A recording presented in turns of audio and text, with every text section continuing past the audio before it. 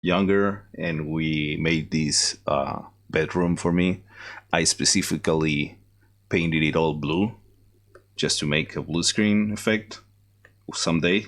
And today is the day, finally. Yeah, my room is designed for this shit.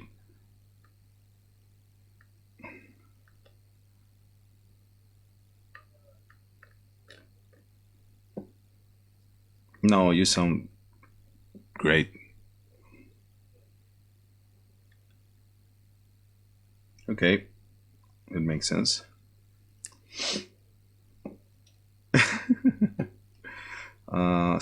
Video studio. How do I make these things save the videos?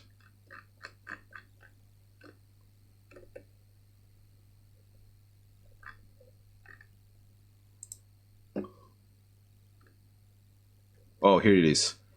Saving all transmissions for 14 days. And then we can download that and re-upload it to YouTube. Great. Pull him in.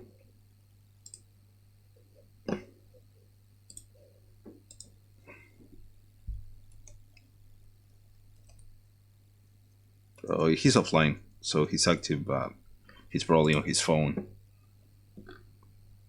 Yeah, he's probably only on his phone. All right, I'm gonna share this to some people actually, and we can. Oh, really? Shit. Let's see. Yeah, good catch.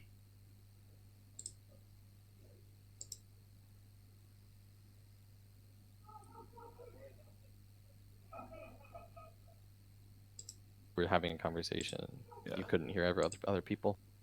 Pagarle un viaje a algún sitio, no me acuerdo exactamente de dónde. Oh, what the fuck?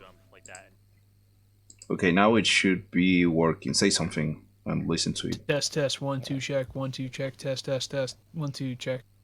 We'll have to like mute. I'm gonna mute myself and listen to Twitch again.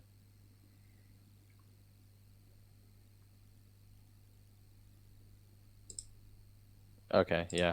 There's not much delay, so as soon as I like unmuted myself, I heard myself saying, "I'm gonna mute myself." Perfect. All right, so I think the audio is working now. Great. Is there a way for me to deafen myself? Here, 1 sec. Yeah, you can. I guess I don't need to do that. Okay, that worked, yeah.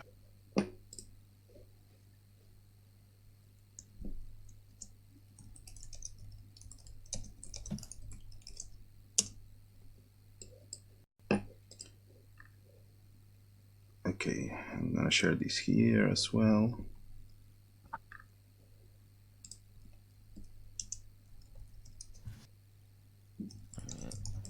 I'm gonna like have some food in the background or something. Sure. Well, we finalized the stream setup. Yeah. So we're on, and then I will edit it and we'll just start here. Just stream the fat out of it. What should I eat? So the way that I'm streaming, I can't actually see anything about. Oh, I should open the chat just in case. In another window. I need more screens, man. I only got 2, and one of them is like super close to my face because my desk is not meant for like multiple screens, so my eye keeps readjusting each time I use it.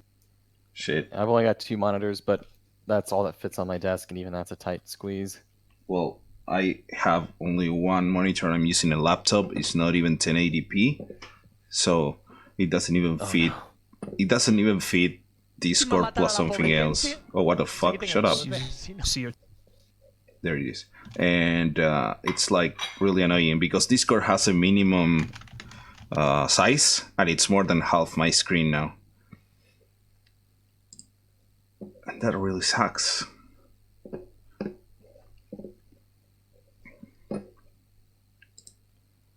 All right, so we're live.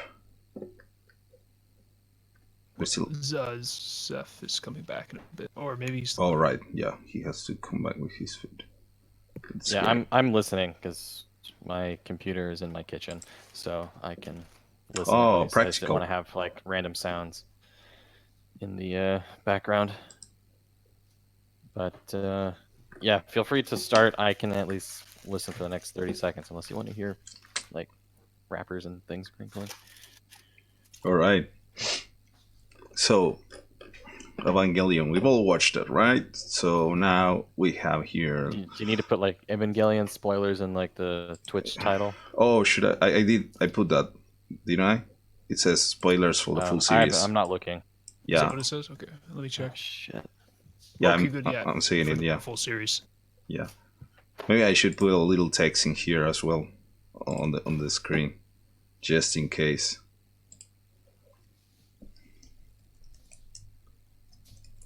Is there a big spoiler JPEG that you can find? Or just put red text of like spoilers for Evangelion. Spoiler cast. In Impact. It's funny. As I was like watching the series yesterday, a gaming podcast that I'm subscribed to posted a new episode just called "The Great Evangelion Spoiler Cast" because that's good. one of their dudes started watching it like the same time we did. So it's like, hey, That's Awesome. happening. That's Yeah. same thing for. Is it a side podcast of his? no, it's just they their podcast is mostly about gaming, but they also talk about just other like shit that they've been up to or like stuff that they've been watching. They call it Netflix No Chill. Okay, yeah. Is the segment where they talk about what they've been watching. Because I was gonna say on another gaming podcast, one of the members has their own like secondary side podcast where they do like movies and stuff like that, and they just recently started delving into anime and stuff like that. So they've been at a pace of every week going through Evangelion. Oh, that's It's what we interesting to hear wanted to do. Yeah, I know. They're doing exactly as we wanted to do with new people's perspectives Oh, and people that don't watch anime and We and failed. giving People are insightful information. unreliable. Yeah, we failed so hard. Crazy. Well, we just we're mumble our way through. yeah, but we're here now. We will watch the full series. We will watch the movie. We haven't watched Death and Rebirth, and that's because the way Netflix uploaded the episodes, there's nothing that's on that movie that is not in the series or End of Evangelion. For those who don't know, the way the series released, we had the first 26 episodes broadcast on TV. Then nobody liked the ending. People were angry. So I don't remember if it was later the same year or the next year. A movie was released called Evangelion Death and Rebirth. It has a recap of the series on its first half. And that recap of the series includes more scenes for a couple of the later episodes. I think it's for extra scenes for episodes 20 to 24 or something like that. And basically, I think it was an extended version of episodes 23 and 24, and nothing else. And then when End of Evangelion came out, End of Evangelion is a new version of episodes 25 and 26. Eventually, when different re-releases were made of the series, there was a DVD collection that had the episodes 23 and 24 director's cut, which include the extra scenes from Death and Rebirth. And the actually End of Evangelion at the start has a couple things that are from Death and Rebirth, and the Netflix upload has the director's cut version of those episodes on the series. So basically, Death and Rebirth shouldn't even be there.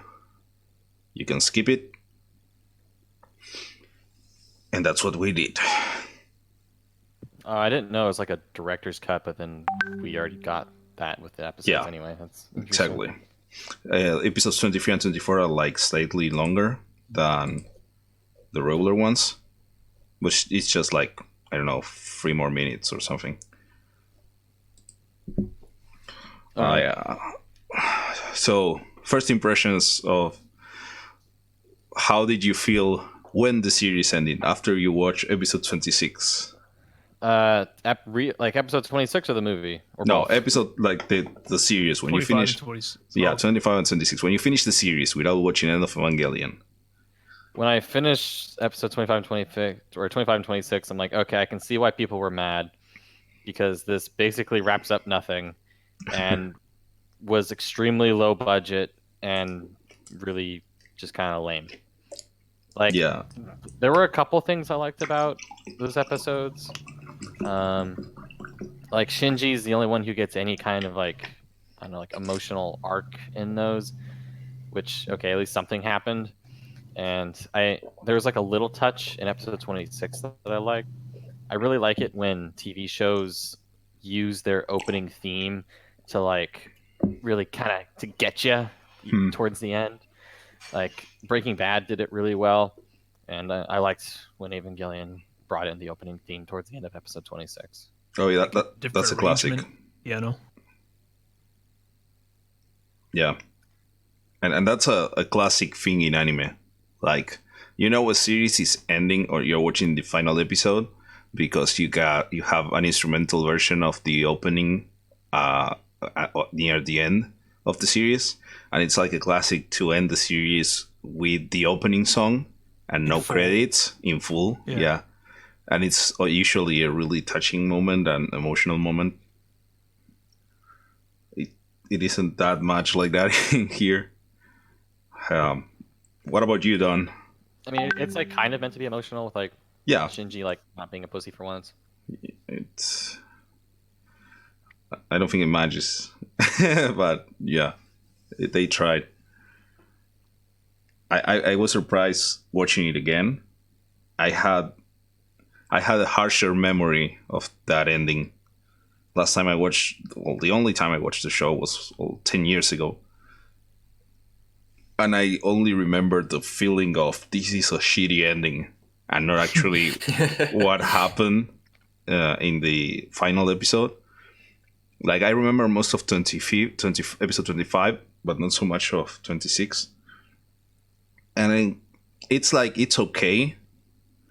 But the way that it abruptly just cuts off and shows you nothing else, that's the annoying part. Like the very end, the way that the fact that they didn't follow up doing something else, that it just like, oh, we're done, boop, and you're just there. And it's just like text or characters talking to themselves over static shots. I don't have a problem with that. The thing is, Really. I don't feel like those last two episodes are that abrupt compared to the rest of how the series was going up to that point. I just think that my perspective, like back when I first watched this, like 6 years ago or so, after hearing so much hype, is the series. I wasn't really like appreciating the way it was going, and it was like I enjoyed some aspects of it, but it wasn't kind of like leading as heavy as I wanted to in the things that I wanted to see out of it.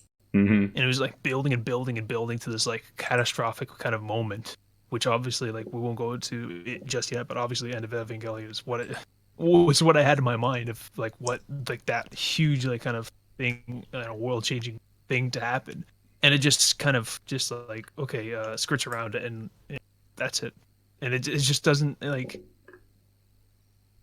it is it just like, it none kind of of that matters. Don't worry about it. yeah, and it kind of Yeah. retreads the same thing about.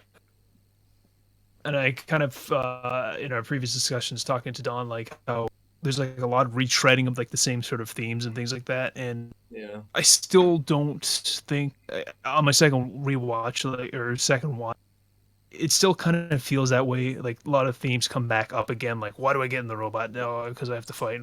What do I hate fighting? Do I hate myself and all that stuff? And it's just kind of.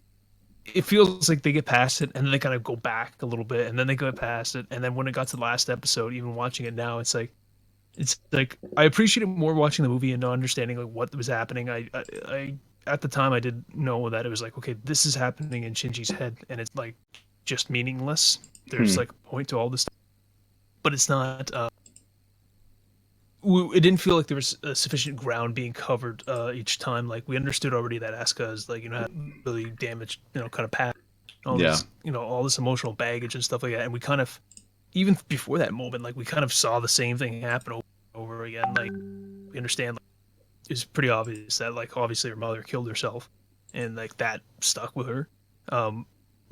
But you know, I guess the more important thing was trying to show like a recontextualization of like, okay, how does that affect? I think watching it this time around, I didn't have like an adverse reaction either way to it. I still felt like, okay, that was one way to end it, I guess. Hmm. I don't know if he really like pulled things together the way that it should have been, but yeah, it's like we kind of like went back into what the series was kind of building to that point and just kind of retreaded the same grounds. Uh, and yeah, the animation in that wasn't, like the kind of direction or the directing of those episodes weren't, weren't like terrible, like in terms of like comparatively to the other episodes that had lots of still shots and lots of use of text. So I wasn't really put off by that, but more so like the lack of a conclusion or lack of forward kind of momentum in the plot. It just kind of felt like, okay, we saw this kind of again, and now he has changed at the very last minute. But what is like the impact of that? You know what I mean? So that's how I felt, and I still didn't feel that vastly different this time around. Again, like I had the better context of viewing things for the second time, and there were some more interesting moments that way. But yeah, it wasn't my favorite ending. Yeah. Yeah, it's I like think retreading a lot of the same like themes and like psychological like ramblings that I guess the series is kind of known for, but just like an hour of doing that over and over again, just kind of is like, okay, guys, what's going on here? And then they get kind of like meta about anime in general with like the different drawings and stuff like that. Mm-hmm. But I don't. I guess you could say it's a bold way to end a show. I don't think of it that way. It just seems like they ran out of money. well, the actually like yeah, that's always a classic with this studio. So the people that made Evangelion are Hideaki Anno is the creator and the mastermind behind it. He is the guy that decided halfway through to change every plan that they have and go into a heavy psychological introspection and analysis of every character. And it's we talked about this before with Ed. Like the whole series is a reflection of his struggles with depression, but also the studio Gainax. If you see other shows that they've made, like Gurren Lagann, like more recently Darling in the Franxx, like before Evangelion, with Gunbuster. Well, maybe not so much with Gunbuster, but they like to wing it and start taking weird decisions along the way and just blasting all their planned budget in random episodes. Yeah, you could tell, like, not to interject too much, because I recently watched Gunbuster Yeah. about a month ago for the first time. Oh, And it's as I said in this chat, it's you can see the DNA of like the two series, the Yeah. two big Gainax series, and like Evangelion and Gurren Lagann. But like you said, unlike the other ones and other series that they do, it was a 6 episode OVA, so it was fairly conclusive, and it felt Mhm. like it kind of set out to do what it wanted to achieve. No more, no less, kind of, is how I felt. So Mhm. comparatively with Evangelion, again, rewatching it now, going to certain episodes like episode 20, when the third time that Unit 101, whatever, like awakens, Mhm. the animation quality at that point, Yeah. and then comparing it to like subsequent episodes, where it's like, luckily this is like before, Flash and things like that, or Yeah, the because heavy use of, we would have gotten a 'cause, lot more just moving stuff around instead of yeah, you animating got it. that with Kill la Kill. Yeah. When obviously that's Trigger, but when they ran out of like budget at points, and they kind of made it work that way through making it all goofy. But yeah, like they were smart enough through the direction of going, okay, we don't have the budget, but we want to establish a tone. So we'll lean Yeah. heavily into like holding on to shots and letting it like sink in, and its use of audio, obviously. Like I think we've mentioned in previous episodes about like 90% of the sounds of the show are just like silence, or or well, not sounds, I guess in that case, but like cicadas, or just train signals and things like that. And when music does come in, it actually has some sort of like punch to it. Yeah, But it's definitely. not trying to like worsen emotions. So. And the thing is that also there's a special thing with the final 2 episodes, at least, of Evangelion. Like, Anno wanted to do them like that. It seems that they had enough budget to animate a regular episode, but he wanted it to be like that. That's what I've been reading around.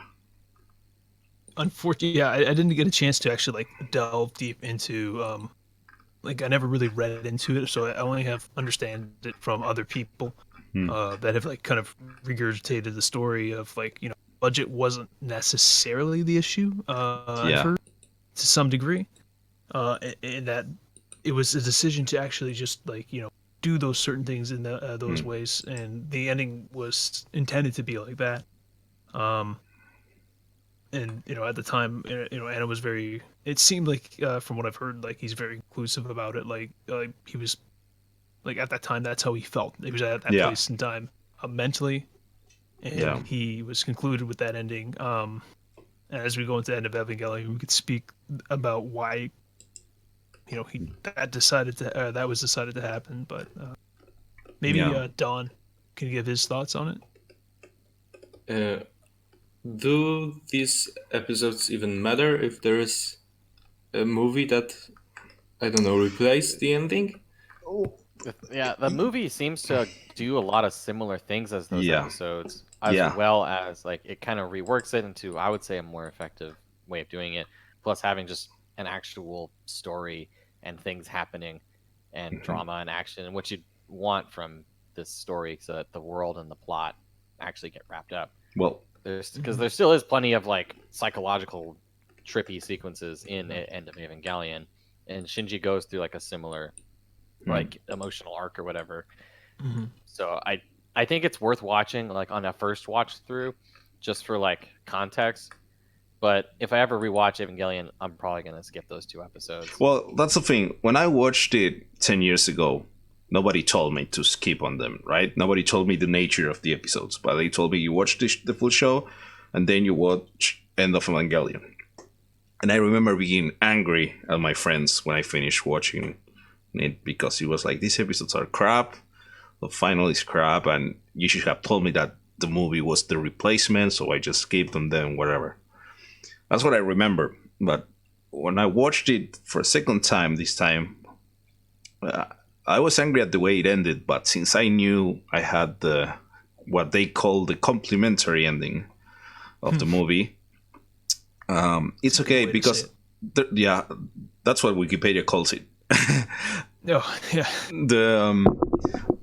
The things there are things that are shown on episode 25, I think, mostly, that I thought were on the movie in my memory, but no, they are only on that episode. Which is for example, the alternate, the couple alternate worlds, like Shinji living normal life as a regular anime protagonist, and Rei being the new student. Yeah, that was in the movie. That was in the movie. Yeah. No. That was episode 26. Or are you talking about the episode where Rei's the new student, where he manages that? Yeah, he manages the world. He lives with his parents, and Asuka is the childhood friend. No, that's not in the movie. There might be similar sequences, but there's a whole. I don't think it was a sequence in school, but it was like it wasn't at home on a swing or something. No, that's in the movie. Parents. That's the movie. That's in the movie. Yeah, that's in the movie. The one that I'm talking about is he's at like waking up at his house, and Asuka comes to pick him up to go to school. He lives with his parents, with Gendo and with Yui, and they go to school. They are childhood friends. He crashes with Rei, who was getting late, and she's a transfer student. It's like a standard anime plot thingy. Yeah. Like It you're stands very out so heavily because you hear Yeah. Ray's voice for like the Yeah. first time, like a proper, not withdrawn or like meek sounding voice. Like all of a sudden you hear that, and yeah, no, that scene. I had a pretty good memory of like when it was happening. I was like, yeah, I remember this happening. And I think I liked when it happened in the original, like the first time I watched it. Hmm. The part that I totally like must have blanked on, it was like seeing Misato and Ritsuko like dead Yeah. in episode 25. I Yeah, don't know if it I was didn't because of the remember Netflix that. version. Yeah, I Maybe don't we got a remember different that. cut of it or whatever we watched. I'd have to go back to my old. Yeah, I same. still have saved the version that I watched. And I'd like to go back and see if like there are particular moments that weren't in it, and then understand like, okay, did I watch the director's cut originally or the non-directors? I didn't Yeah. remember that initially, and it might I have helped, but I didn't remember it either, actually, but it helps. Like the general consensus is that Mhm. episodes 25 and 26, both versions are like they don't clash a lot, so they are considered both canon. So episode 25 and 26 are showing you what's going on inside Shinji's head Mhm. throughout the ending, while the movie shows you everything else. Like half the movie, you have Shinji just sitting there doing nothing while in a Misato fetal moves him position, around. yeah. And that's episode 25 inside his mind. Actually, like you have a moment when I think it's Asuka that's, or is it him that says, "I don't remember getting into the Eva," and it's like, yeah, because they were thrown in by everyone else, and those kind of things. And when they show you Misato dead and Ritsuko dead, it also matches kinda. The timeline is a bit weird, but Yeah, well, it shows like Misato's laying dead on the Yeah. floor as opposed to the explosion which takes her out. But you could argue that. yeah, but happened it's like seconds before. like because she's in the ground, but it's and the blood on the wall is from the Yeah, you're right. from the It's wound. kind of confusing because it's just like a couple seconds of, oh, by the way, Masato's dead, and you're like, wait, hold up. Is this Yeah. actually a thing? Because there's so much that's hard to even judge if it's real or not. In a those weird last way, two though, episodes. I could see it being a spoiler for the movie. Yeah. If you're just like watching and like, okay, now I The know thing is, that. if you know the movie is like a retcon, though, it's kind of hard to. True. If you Yeah. if you go in with that knowledge, it's kind of hard to trust anything in those two episodes. Mm-hmm. Yeah, really it's weird. it's like I said, like I think the introspections are interesting to some degree, but like with context of having the entire series already do that, and even by the episodes previous to 25 and 26, having it retread that ground already quite a bit. Hmm. I mean, we have, I guess we're bouncing around quite a bit, but like episode 20, the Beast, I believe it is called, the one where after the third awakening, Shinji sinks to like 400%. Yeah, And so becomes LCL. Yeah. Yeah. It's So the subsequent episode. Yeah. What are you gonna say? No, go ahead. Oh, I was gonna say the subsequent episode is completely 100% like focused on like trying to get Shinji back, but Mhm. also happening in Shinji's mind. Reusing lots of like the same imagery and like over and over again, and I get it's trying to establish like Shinji's almost like lost in this, and then it's all focused on himself. But when you get to episode 25 and 26, it's almost like hitting that same ground again. Yeah, because it's like what happens to him is a just two-person version of the whole instrumentality, basically. Yes. Yeah. That's the thing. It actually works the very same way. Everyone becomes. So do we want to talk about like the actual episodes, like, and not just the meta commentary of? Yeah, 25 and let's go 26? back. Let's go back in time a bit on Let's series. start with, do we want to start with episode like? We didn't. Should we speak start with like about the Toji stuff, maybe? episode 15 to 24. We have not had a proper conversation all the way from that, because the last time we talked was 8 to 14 or Yeah, something. when I talked with Ed and Don, it was about up to 14. Yeah. So that was There's a one of lot the of stuff to go recaps. through. Yeah, so we have episode 15 has. Let me get into which one it is. What? It's the one where Misato and Kaji Oh, go out. do a thing. Yeah. Yeah, so we by now we have been introduced to Kaji. We know that he had a relationship with Misato before, and we know that Asuka is infatuated with Kaji and is annoyed by the fact that he has a history with Misato. And in this episode, they go out, and we see a bit of more of the history that they've had, and that also taps into the history of Ritsuko with them as well. Yeah, because Ritsuko was like a friend of theirs because they were like all at college and whatnot. Yeah. And we have a bit with Asuka and Shinji when they are alone that shows you, it's basically meant to show you how fragile Asuka actually is, and she's just looking for people to pay attention to her and love her, but she doesn't like know how to very do it. egotistical and wants like other people to like notice her, Mm. but also she wants to be extremely independent at the same time. Yeah. She's the most annoying character in this anime. Yeah. By far. Yeah. She's regarded as one of the most annoying characters in anime. Period. Like, yeah, I can see that. I don't know if I told you guys this. An old friend of mine has a German Shepherd named Asuka, named because she's a German bitch. It's actually, poor Asuka. She's just a poor kid that doesn't know. She wants to be loved, but doesn't know how to open up to people.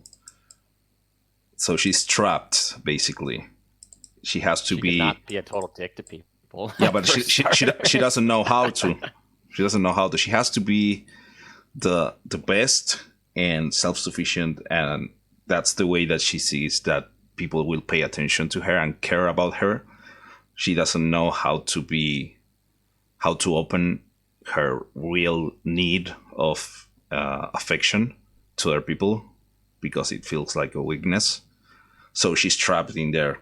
Like, nobody will genuinely care about her because of how mighty she feels of herself. But without that, she's just alone and sad. Yeah, and she makes pouting the Ava and being the best like a huge part of her identity. Because it's the only thing she has, Yeah, it's basically. really the only thing she has because like they're like we'll probably talk about it more in the episode that's more focused on her backstory. Yeah. But like she was picked from that from a pretty young age, and was pretty much just raised with it. It kind of reminded me to pick on another series of kind of like of Avatar Korra, Mhm. having like your whole identity based around this, and then basically taking it away from you. Yeah. So the thing is that she works so hard to build this up because in her mind, there's absolutely nothing else about her that's redeemable or worth of people's attention. So she grasps this one thing as the only aspect of her life that can connect her to other people, which is pretty sad. yeah, she's kind of striving for attention on in multiple ways. We'll stay Mm-hmm. as we get into like later episodes. Attention in different aspects. The most prominent, obvious one, as we said, the whole being the best, Mhm. outpiloting Shinji, seeking attention. Yeah. So we, in this episode and the next one, we get also a view on what Kaji is actually doing. Like, we know he's into shady stuff. That he coming with Asuka from Germany is not just a coincidence. He was bringing. He's also like a spy. Yeah. He's not just a spy. Like, he's a double. He spies for everyone, trying to not get He's killed. kind of like Basically, playing every side. That's kind Mhm. of what I picked up from him. yeah, he has struck this balance between spying on Nerve and spying for Nerve. I don't know if it was on the previous episodes, but well, he brings the case to Gendo. Yeah, when Asuka first shows up, he like dips out with a case, which I guess held Adam, which is a thing we'll talk about later. Mm-hmm.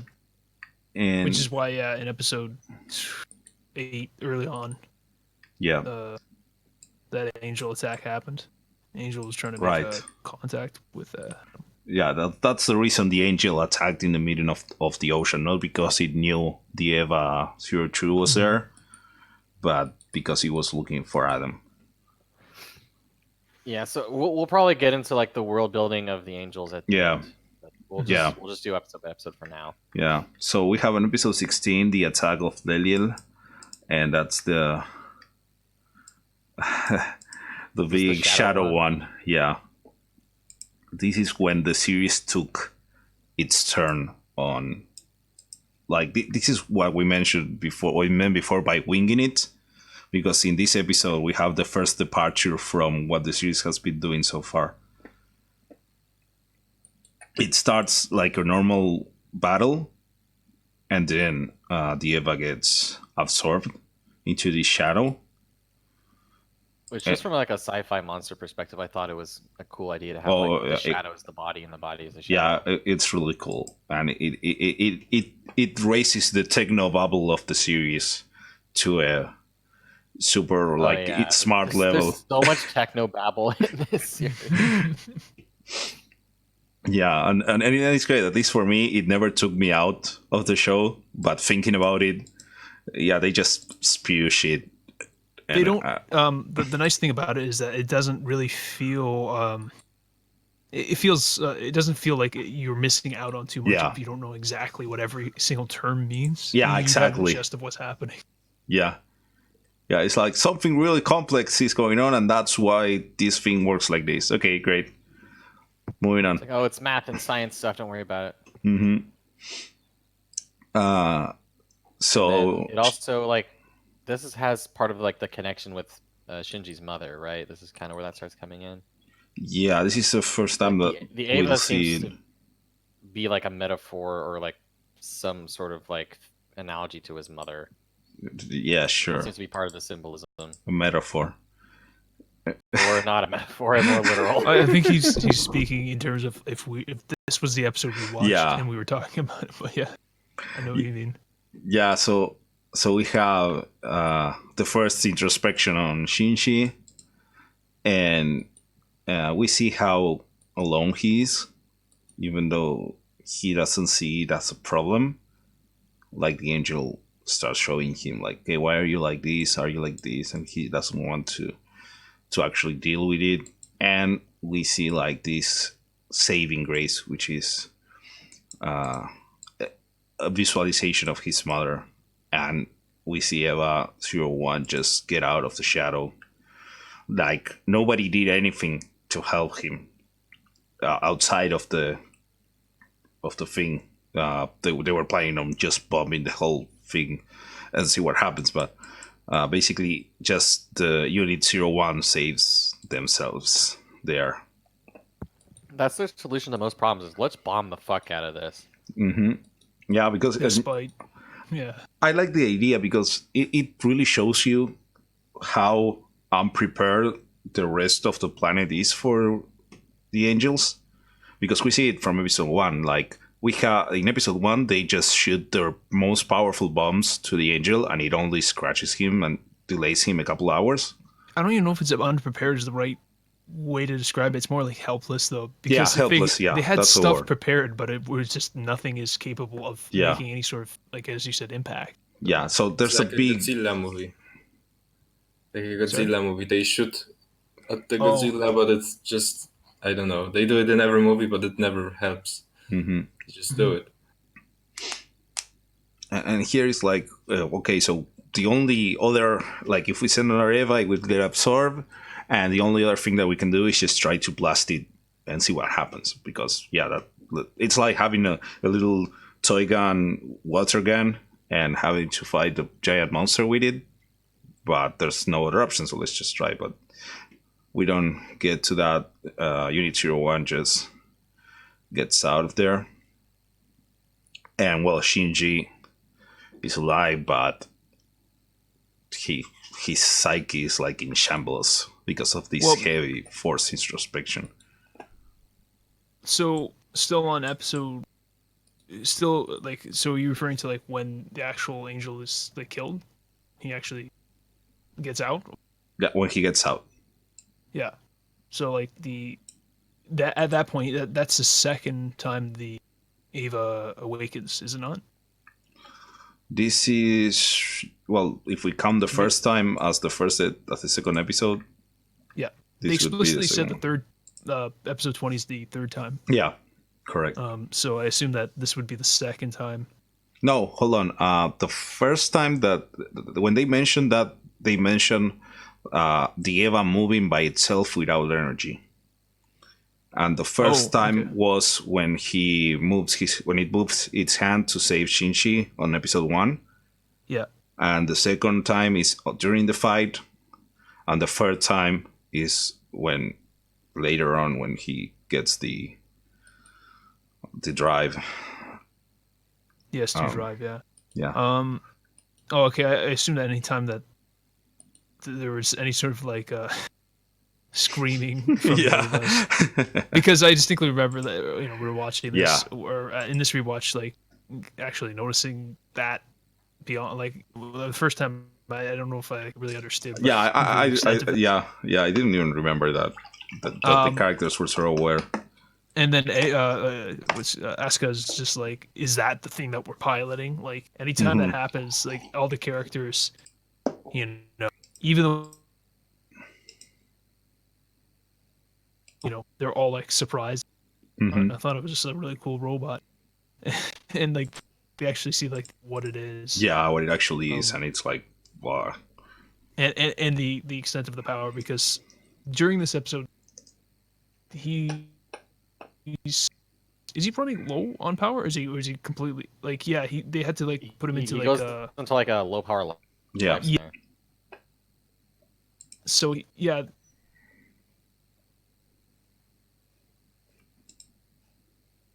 Hello. There it's set.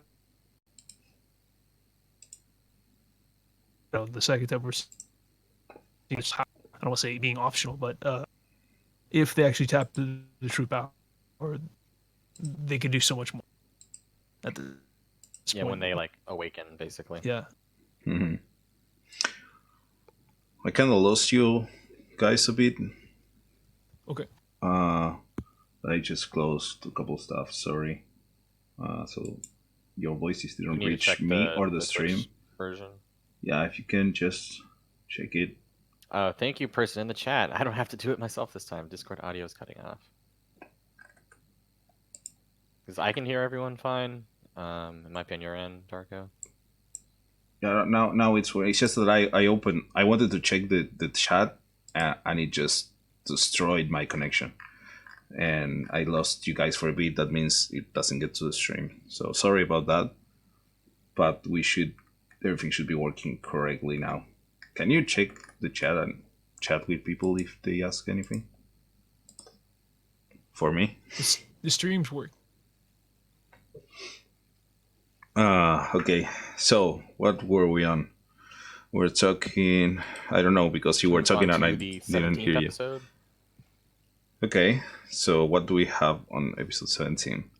The next couple are when Toji becomes the fourth child. That's a good story arc. Yeah, the next two are kind of like I guess kind of like a two-parter because it's Toji becomes an Evangelion pilot. They keep it secret from Shinji because they figure he won't take it well. Toji is really unsure about this, especially after the start of his relationship with Shinji, and shit goes down. Yeah. So it's really interesting that in the episodes before this one, we've seen Shinji becoming friends with Toji and the other kid whose name I don't remember. Kensuke? Kensuke, yeah. And they are like, so at first it's like, you're the cool kid piloting the robot and you're not protecting people, piece of shit. And then they pilot with him once and they see what a toll it is on him to pilot the Eva. And that's when they really become friends and like they understand. So Toji understands what it is to, at least on a very surface level, to be an Eva pilot. It's not glamorous, it's not fun, and now he's presented with this like he's brought in to be one, and basically his desire to protect his sister is what makes him go through with it. They mentioned that they moved her sister, which is still in critical condition, on the hospital to nerves caring facilities, which are presumably better than anything else on the planet. And yeah, so Shinji is not told about this because the person that is supposed to tell him, which is Misato. I'm bad with names today. It's fine. She's like, she's being a bit weird with Shinji lately. Like, she doesn't want to cause him more harm, like mentally, and she's not in the best place either. And she's basically the one that, which is the theme of the show. Basically, he runs away from the responsibility of being the one to tell him, "Hey, your good friend is going to be the pilot of the new Eva." And basically, he's the only one that doesn't know. Everyone else knows. Everyone else has been told or figured it out. Yeah. Yeah, like Asuka is like talking shit about Shinji for not figuring it out. Yeah, and because like it was obvious for everyone except for him, and it's a big thing because we are shown that while the Eva is being transported to Nerve headquarters, I don't remember if from, I think it was from the US facility, and it goes through a little cloud, and then shit gets all angely up on that Eva. Mm-hmm. Yeah, because like one of the Evas blew up when they were like testing the S2 drive thing, and then they moved the other one, and it got angelified. Mm-hmm. Which is why Shinji then has to attack it. Yeah, so this is Unit 03, I think. It has a cool design. 4, yeah. I thought it was 4. Showing knowledge. It's Unit 03. Yeah, it's Unit 03, but the 4th child, so that's why it's a bit confusing. Right, because they have like one less on the units because they start with 0. The first child is in Unit 02, the second child Unit 01. And so the Eva gets identified as a target, as an angel, and the Evas are deployed, are 3 main characters, I think. And, well, Shinji doesn't realize that Toji is in there until like the very last second when they start fighting. Mm-hmm. No, sorry, he doesn't find out at all. Shinji doesn't want to fight at all. Shinji doesn't want to fight because he knows that there's a pilot there's a person, just a person. Sorry. And that's where Asuka tells him like, oh, you don't know who it is, and then the communications get cut between them. I think Misato cuts it, doesn't she? It is, yeah. Yeah? It's been a couple weeks since I watched it, but I'm pretty sure like Asuka was about to say like, yo, Shinji, you fucking dumbass, and then right when she's about to say it, Misato cuts the communication. I don't think it's Misato that cuts it. Was it not Misato? I think it just gets cut from the influence of because of the 80 fields or some shit like that. It didn't, like, that's when they like Ritsuko tells Misato, you didn't tell him, and it's like I couldn't find a moment to tell him and whatever, and they stop, like they can't communicate with them. I think I don't remember now. Honestly, just to kind of recap, we are on episode 18 now that we're talking about, because are we just we've kind of combined 17 and 18. Okay. 17 I don't think really has a lot going on other than Toji being like, I'm an Eva pilot, and then there's the girl who for some reason the little love story, like making him lunches, and it's like a cute little thing. Yeah, so we have the class representative that always Why liked does she not him. have a name? This bothers me more than it should. You She hear it like, Like once even or when they're twice. like in the hospital, he still calls her class rep. Classmate. No, Like that- drop the fucking no. pretense, bro. that's a very Japanese thing, actually. Like in general, they do that a lot. I That think could she have been like a has a whole name. moment for But- him to like call her by her real name too, but they never did it. Yeah, because what it shows you is like they don't get to that level of accepting their feelings. Like they're still kids. So they show you that she's preparing lunch for him and whatever, and he's like oblivious to everything. And then, well, we have the fight. The fight is quite cool, quite brutal. Yep. Yeah, that's one of the more brutal fights because Yeah. the other units get fucked up. So we know that Shinji doesn't want to fight just because someone is piloting it. He doesn't know who it is, and Gendo orders to take the control of the Eva using the dummy plug, so they don't have to deal with Shinji's not wanting to fight. From a perspective, it's like, yeah, someone has to defeat it because it's an angel, and so far we know that if the angel gets to whatever he needs to get, it's the end of the planet. But on the other hand, it's like, yeah, let's just get the showing, okay, let's test the thing that will help me get rid of this puny little kid so we don't have to depend on him. The other thing that, as when they insert the dummy plug, there's the other members of Nerve. Like, is this the actual power of like the dummy plug? Yeah. As it's just going full on, like ripping apart Yeah. Unit 03, and Gendo is smiling, like enjoying Yeah. this during this moment. Yeah, So it's definitely. like this is almost like more like this is more than just getting the job done. I feel for him. There's something greater he wants to see out of this. Yeah, definitely. And you see Shinji here completely powerless because the Eva doesn't respond to him. The Eva goes all medieval on Unit 04's ass.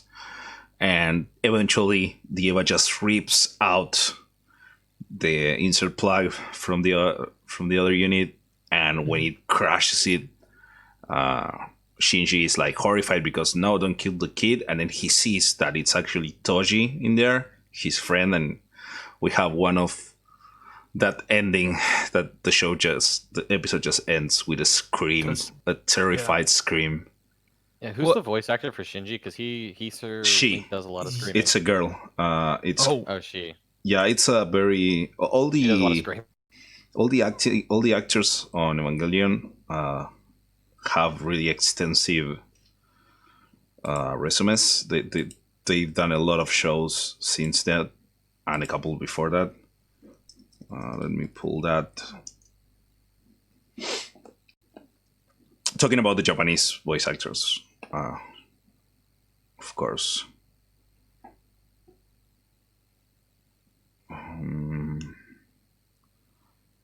Let's see, Evangelion. But like,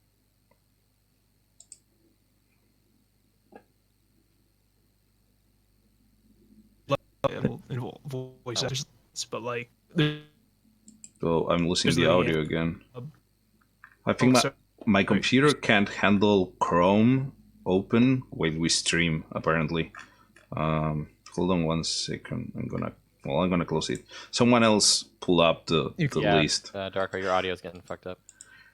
Yeah, I couldn't hear anything from you since I opened Chrome, so I just close it. I'm not doing that again.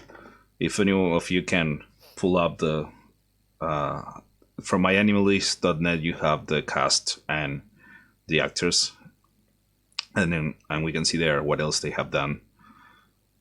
I don't remember by memory what other shows Shinji's voice actress has done, but she's on a lot of known characters. Shinji Ikari, where's the voice actor? Japanese Megumi Ogata. Yeah, and if you click on her name, you can find other characters she's done.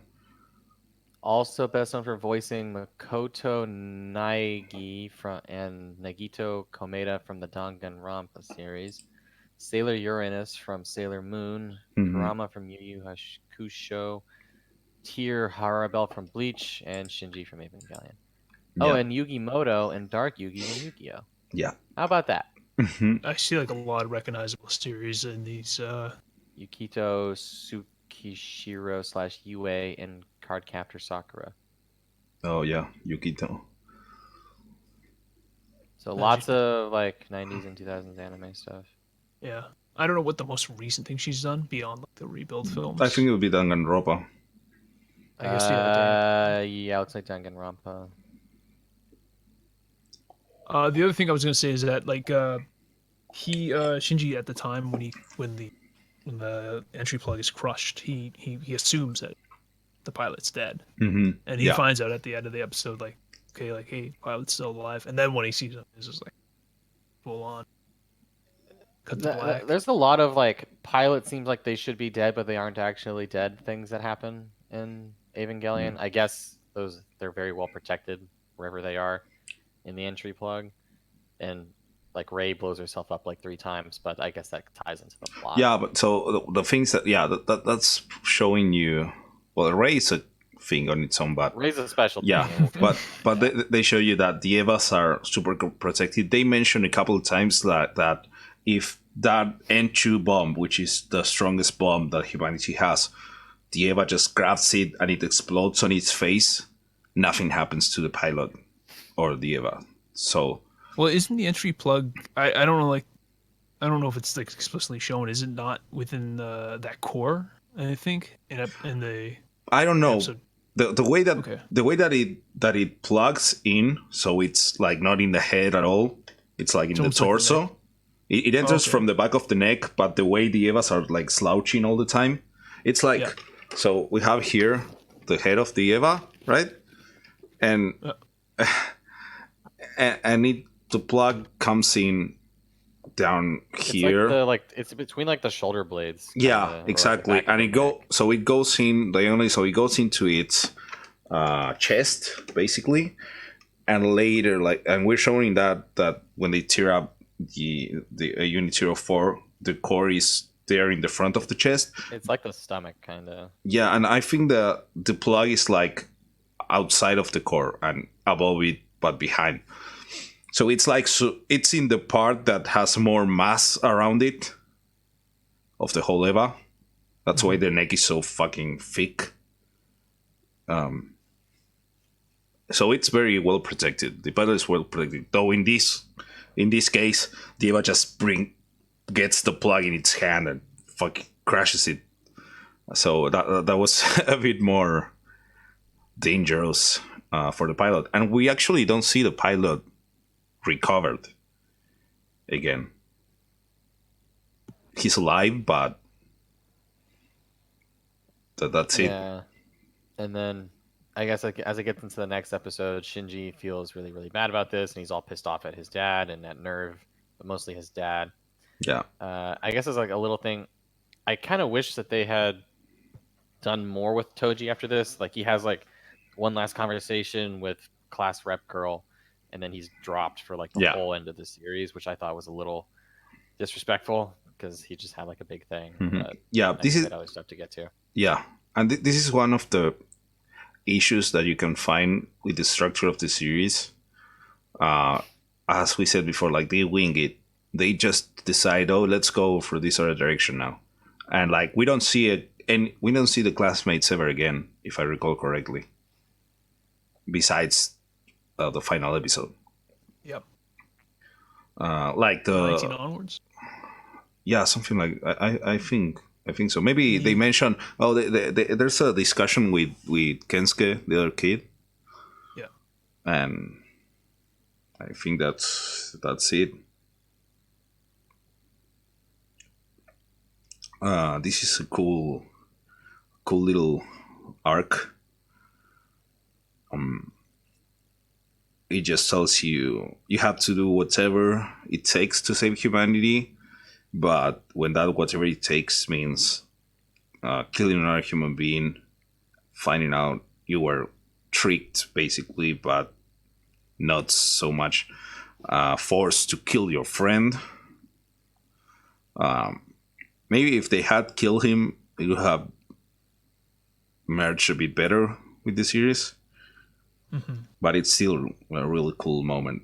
Yeah, there wasn't much point to leaving him alive. Like the damage was clearly done to Shinji, but Yeah, I was gonna say, either way, it seems like Shinji. Yeah, the damage was done to Shinji's mind. Yeah, so he quit at that, at the start of episode 9, roughly. Yeah, I guess we can move on to episode 19, No. Introjection, or A Man's Battle, depending on your version. one thing before that, during the end of this episode, 18. I think it was when this finishes. No, wait, no, it's okay. I was thinking of another episode. So what the one that comes now? Episode 19. Okay, what was it? Introjection. Yeah. So take it from me because I don't have the list. Well, as we were speaking, episode 19 is the one that at the start, Kensuke, or actually Sodara, is in the hospital bed. That's when class rep is talking to him. In that moment, you're also getting like a lot more of these flashback sequences or train sequences. The first time I think we see him in the series at this point. And just kind of jumping around here. At this point, this is where, like, as we were speaking, at this point, Shinji has been affected to the point of, like, deciding, okay, I could have killed somebody. I don't want to pilot the Eva anymore. This time, he just commits to the actual leaving, or just completely, quitting, and Gendo actually saying, hey, don't ever come back, kind of thing. But at the same time, as he's leaving, an angel actually attacks again. And he's actually having to experience this from the civilian's perspective, understanding and seeing what everybody else has gone through or goes through when this happens and the extent of all this. And then we get to see, Asuka try to take on this angel and just completely, like, within a matter of seconds, like, lose all of her limbs and lose the fight. Episode 19 was probably one of the most like brutal fights. Yes. Like the ribbons that just like cut them up, and was it like Ray's head got cut off or something? Yeah, so he starts with both arms as he's being shot at, and then he goes for the head.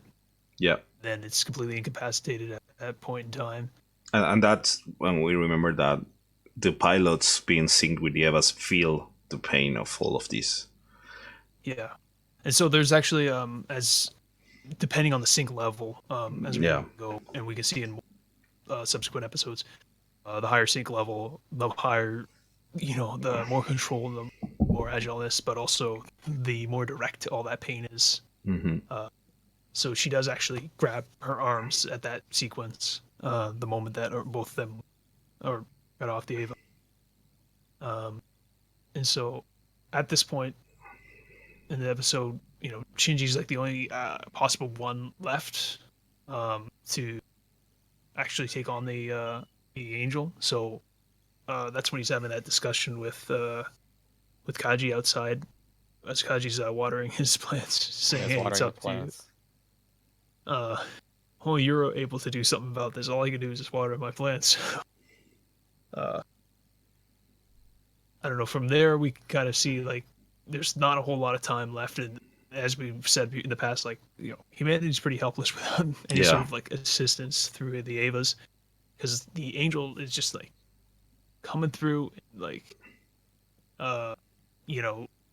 it makes it as far as like getting down to like Nerve headquarters. Yeah, like it's inside everybody there. It's inside the Geofront. Exactly. And it's the first angel. Well, not the first one, but the first physical one that actually gets into it that far. Yeah, to make it that far, because we've seen that Nerve is buried in this spherical thingy miles below the surface with armor plating and everything. We had attempts at the drilling through it and dropping stuff and whatever, and this one is actually in there, and it's like, it's dire. It's they painted as this is a tough moment. Yeah, I just thought it was hilarious as I was memeing to you guys yesterday how it's a whole episode of Shinji saying he's never going to pilot the robot again, to then pilot the robot 5 minutes later because of the necessity of the situation. Well, for I guess you can also kind of contrast this whole episode with episode 4, I think it was, when Shinji first leaves, dips out of Yeah. Nerve Mhm. and then comes back. and then comes Yeah, it's kind of repeating Yeah. throughout the entire series. And apparently, I kind of skimmed through the entire thing before we kind of finish up with this episode. There, apparently, this is the actual first time that Kaji actually explains the truth of why what the Evas are and why preventing them to make contact between Adam and Lilith to trigger third impact. Oh, he tells that to Misato, right? Yeah, because this is when he's starting to like reveal everything Yeah. to Misato, and because they're starting to reconnect more, and he gets himself into some trouble. And this is where Misato starts to Yeah. get more and more information about what's happening in terms of He's basically telling her the stuff because he knows that he won't be able to dodge being killed longer. Like- he knows it's going to happen. Like he needs to get the information somebody trusts, which would be her. And cares for, and wants to. Yeah, and cares Exactly. about it. Yeah, exactly. I skipped over the part that Ray was they actually went to put her into Unit 1 and just Oh, did yeah. not the sync levels. Was that this episode? Yeah. Yeah, because Shinji wasn't there, and they tried because I think there was a problem with the dummy plug as well.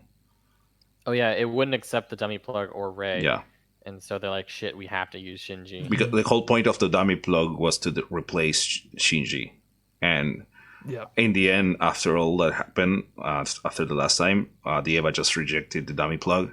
It rejected Ray as it has always done, and well, we're screwed. We need Shinji, and for all the shit that Shinji gets on the memes, he always gets in the fucking robot. Eventually, he does get in the fucking robot. So at the last minute, Yeah, last hour, when the angel has come down to right in jail front, about to get going,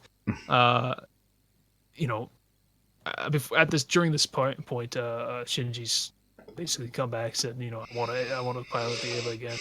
Ken was there, and then gets in, and there's an actual battle in the actual jail front.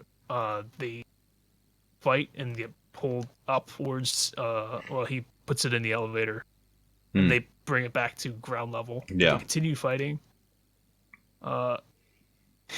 And it's going well until there's no power left. yeah. And Yeah, then so- it completely It was a great strategy, and that's a great action moment when it Yes. grabs the angel, put it in this little machine, send the elevator up and everything. It's great. It's action. It's so well directed and edited and everything. one of the parts that I love about that is it's just completely in that sequence. You're not thinking about anything else, and then Yeah. cut, and there's absolutely no sound other than the no power, which is like it completely takes you Yeah. out of it.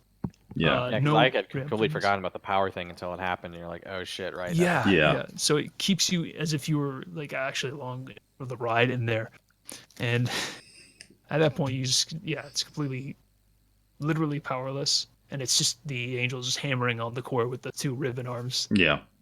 and then Shinji's just freaking out at this point, and this is where there's a moment of just we get that kind of drop, and then the awakening or the 400% Yeah. synchronization. Yeah, so the awakening, I like these scenes because just like the Avas look really creepy when they're awakened with their mouths Yeah. open, the crazy teeth, the way their eyes look. Just aesthetically, it's really interesting. Mhm. And then the thing goes fucking nuts on this angel Yeah, and starts eating it. Yeah, this is one of my favorite episodes in terms of just seeing like the detail. Like I just want to see more of like the Ava. Like we've kind of discussed a little bit, like 10 or 15 minutes ago about the whole kind of slight, not inconsistencies, but like the kind of design of the Ava. It's kind of you get to see like a little bit of it here and there. Like in the second episode, you see a little bit of its face without the yeah, helmet. Um, and so in this one, like it loses its arm, and when it's completely synced, it rips off the other's arm and kind of yeah. regenerates it It along regenerates with its it. own arm from the angel's arm, Yeah, and it's a regular human arm. yeah, and you get to see there's no armor, or at Mhm. this point, they're restraining. Yeah, It's not really armor; it's yeah. restraints. This is when we get to know that when everyone goes up and it's looking at it, and Ritsuko says that it's losing, it's breaking all of its restraints, and it's like, yeah, the Eva doesn't have armor to protect itself. It has restraining plates for us to control its power, and so it doesn't kill everyone. Yeah, That's and a you just great get this. that's great. That's a great aspect that I the first time I watched it, it was like a great Yeah, moment to bring it up because like we mentioned before, they are like super invulnerable to anything because of all the Mhm. plating and stuff, and you see they aren't just kept in the cage as they call it just to store them. They are frozen and kept restrained. yeah, yeah. It's like, It's yeah, you kind of get a better like it was hinting the entire series towards this, and yeah. piecemealing like this kind of idea that like okay, humanity's helpless against these angels, so employ this sort of robot. Let's We say have this monster. this.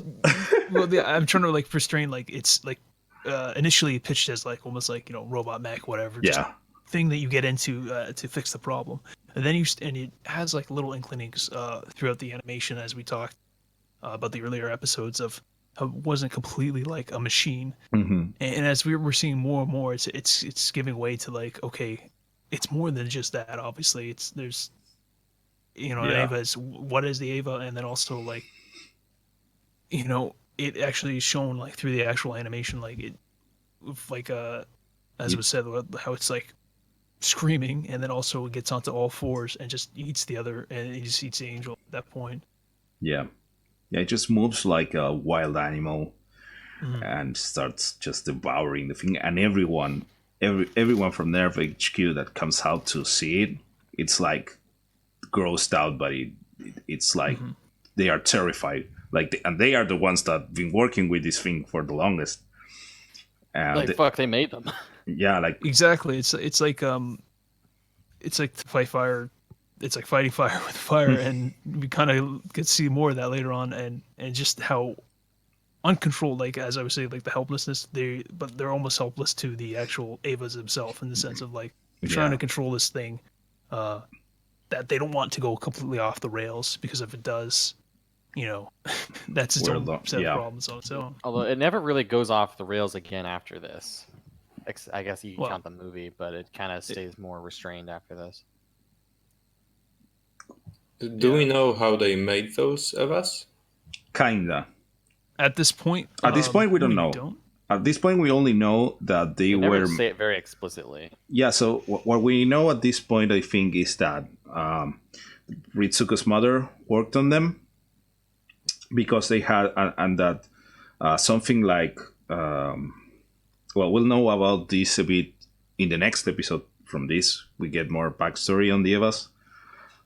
So we know Ritsuko's mother worked on it with Gendo and everyone, and Fuyutsuki, and that they are like Misato constantly hints or says that based on what Kaji told him that you made this thing based on what you found on Antarctica on the second impact, and it's like Misato is certain now that it's like a clone or something made out of whatever was on the second impact, so it's probably an angel thingy. Had Misato seen Adam, or I guess not Adam No. yet? Okay. That's in the next episode, I Is think. that the next? That's the next episode, I think. Which, are Are we about done with 19? Because 20's got a lot to talk about. Yeah, I'd say at And- this point we've gone through the entire Yeah. episode. I think We're 19 good. was one of my favorites. Yeah, Yeah, that's mine as Just well. like how crazy the ending is of that one. yeah, definitely. I think because it has it has some of the best action beats on the series. It has great world building because of all these things that we've been talking about that we suddenly learn, and the characters expressing it. And it's like a kind of pivotal moment on the series when everything gets like bigger all of a sudden, and at the same time more intimate. It's really special. So the next one picks up with the Eva on the cage, right? Episode 20, yeah, because Shinji was super synchronized, he like physically disappears into the Eva, Mm-hmm. and he has a whole drug trip while he's doing this. Yeah. So we are shown that his black suit is floating in the LCL, and they tell that the LCL now has the chemical composition of like human dissolved on it, like the primordial water. Primordial glue. soup, Yeah, as they soup. say. So that's from where you could evolve unicellular life. And it's like, okay, we need to figure out a way to get him back. The unit is deactivated at this point, and I think it's a great image when they show it on the cage and it's just all bandaged up. Yeah. And you see it, okay, yes, this is like a freaking giant human. Yeah, that's again like Oh following yeah, up that on was that like stuff. a really like freaky shot of just like Yeah. the bandage Yeah. in the eye. Yeah, the eye and the teeth and everything, and it's like, damn, like they had to bandage it because that's what it is. It's flesh, that much flesh. And that's great. There's like a thing under that now. You're finally seeing more Yeah. and more of it. Like it's like, okay, this is closer. This is, a human. Mhm. This is living, not just a machine. Yeah, exactly. And here we get more of that backstory that we mentioned. Like Ritsuko comes and says that we have a plan, like we have a procedure for this, for the pilot getting merged with the Eva. And it's like, yeah, my mother wrote this because this happened before. And I don't know if are we shown the experiment from before here or not yet. With his mother. Yeah. I think that's the next episode.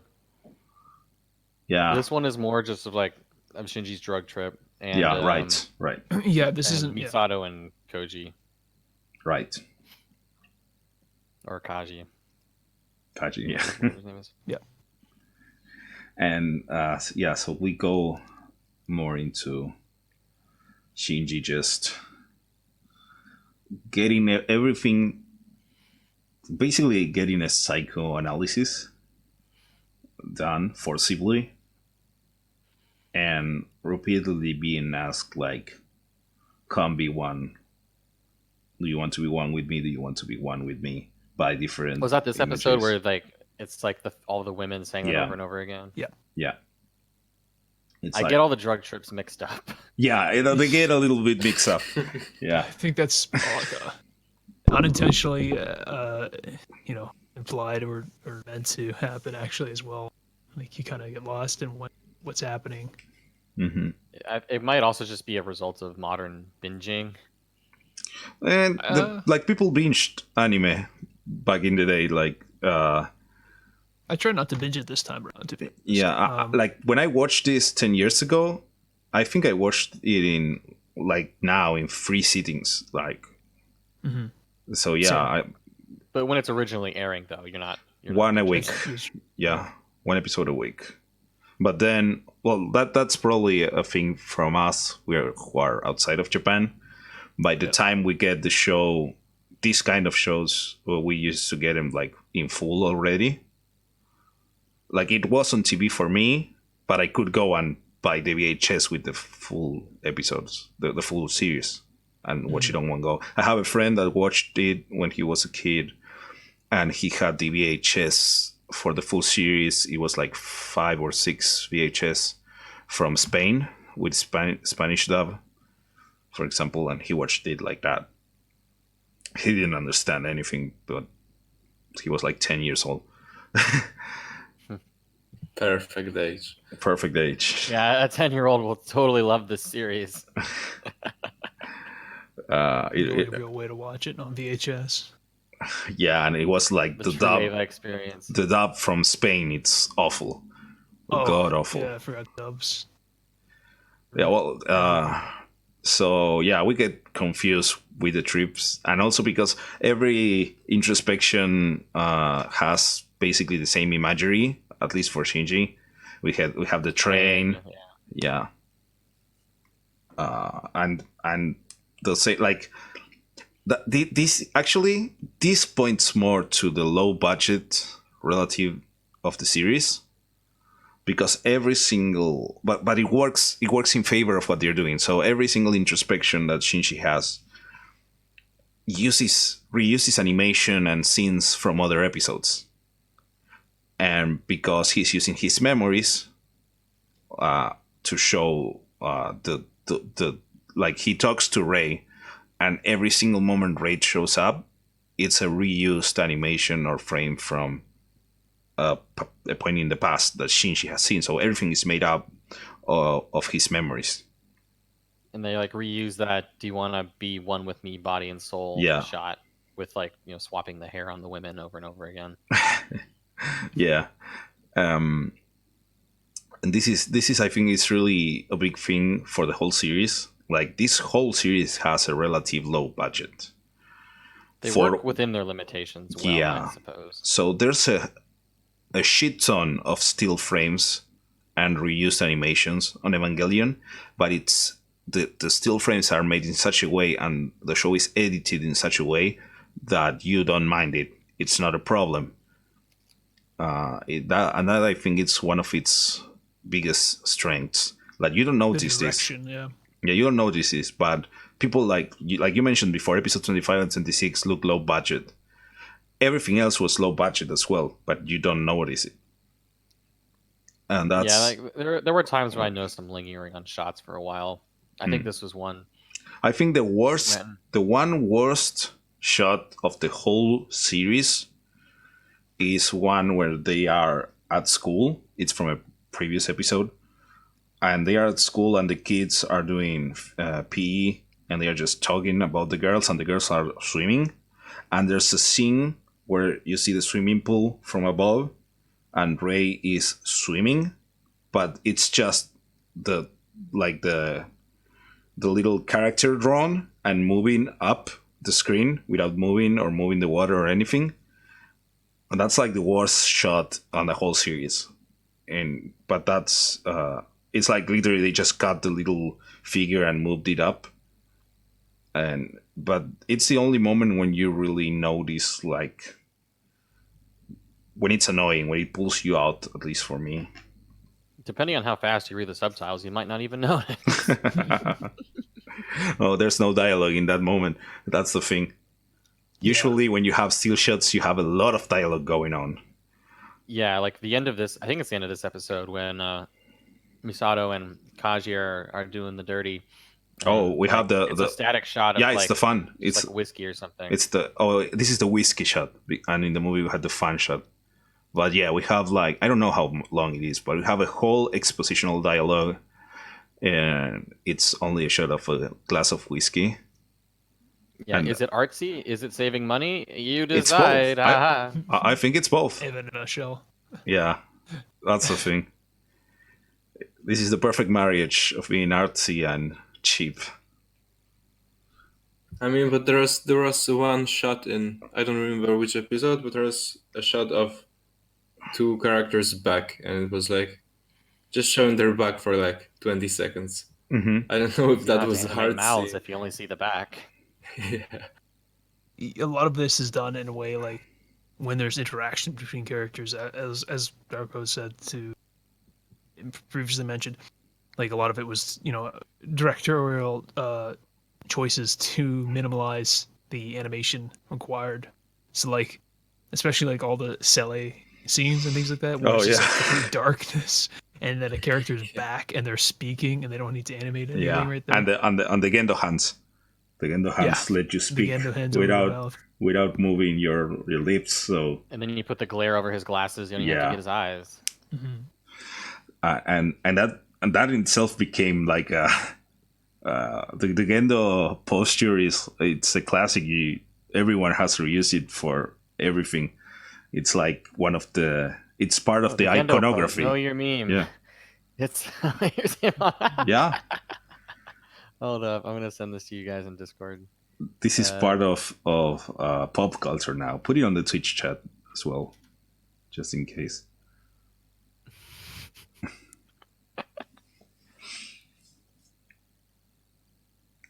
With the gloves and just looking there. I'll copy the link and put it in the Twitch chat. The all-knowing boss, You basically. can put it on the actual stream. Yeah. For whoever wants to see that. It's brilliant. And there's a whole Know Your Meme page on it. So there you go. Oh yeah, there's one thing that now that you guys have watched Evangelion that you haven't watched it before. This is the best part of catching up on any Yeah. series is now you get in on the memes. You I gotta. don't ever watch anything. There are references to Evangelion on everything. We can talk about it in detail when we get there, but there's a big reference to End of Evangelion on a Steven Universe episode, for example. Yeah, Oh, really? I was getting recommended videos from Steven Universe references and not Adventure Time, regular show. Did a parody of the intro and things Yeah. like that. Regular Show- I've known about them. Regular Show has a whole episode that's referencing the mech aspect of Evangelion, and they did a whole opening sequence. That's just cruel. Exactly. Parody. Yeah, and this is this is on more recent shows, but throughout the past 20 years, everyone has referenced this, especially in anime, but also in US animations or series. We have this real weird the thing that it was being brought up on YouTube in the past 5 years all the time. The one weird movie, the dramatic movie from Robin Williams. That he's the guy that develops 1 Hour Photo, film. Yeah, and he has the Evangelion series, the Eva series toy. Mass production. Toy, Yeah, and he knows. Oh, Neon Genesis Evangelion, the thing. Yeah. He is a fan, or was Yeah. a fan of He was a fan. Evangelion and Cowboy Bebop and lots of 90s anime. Mm-hmm.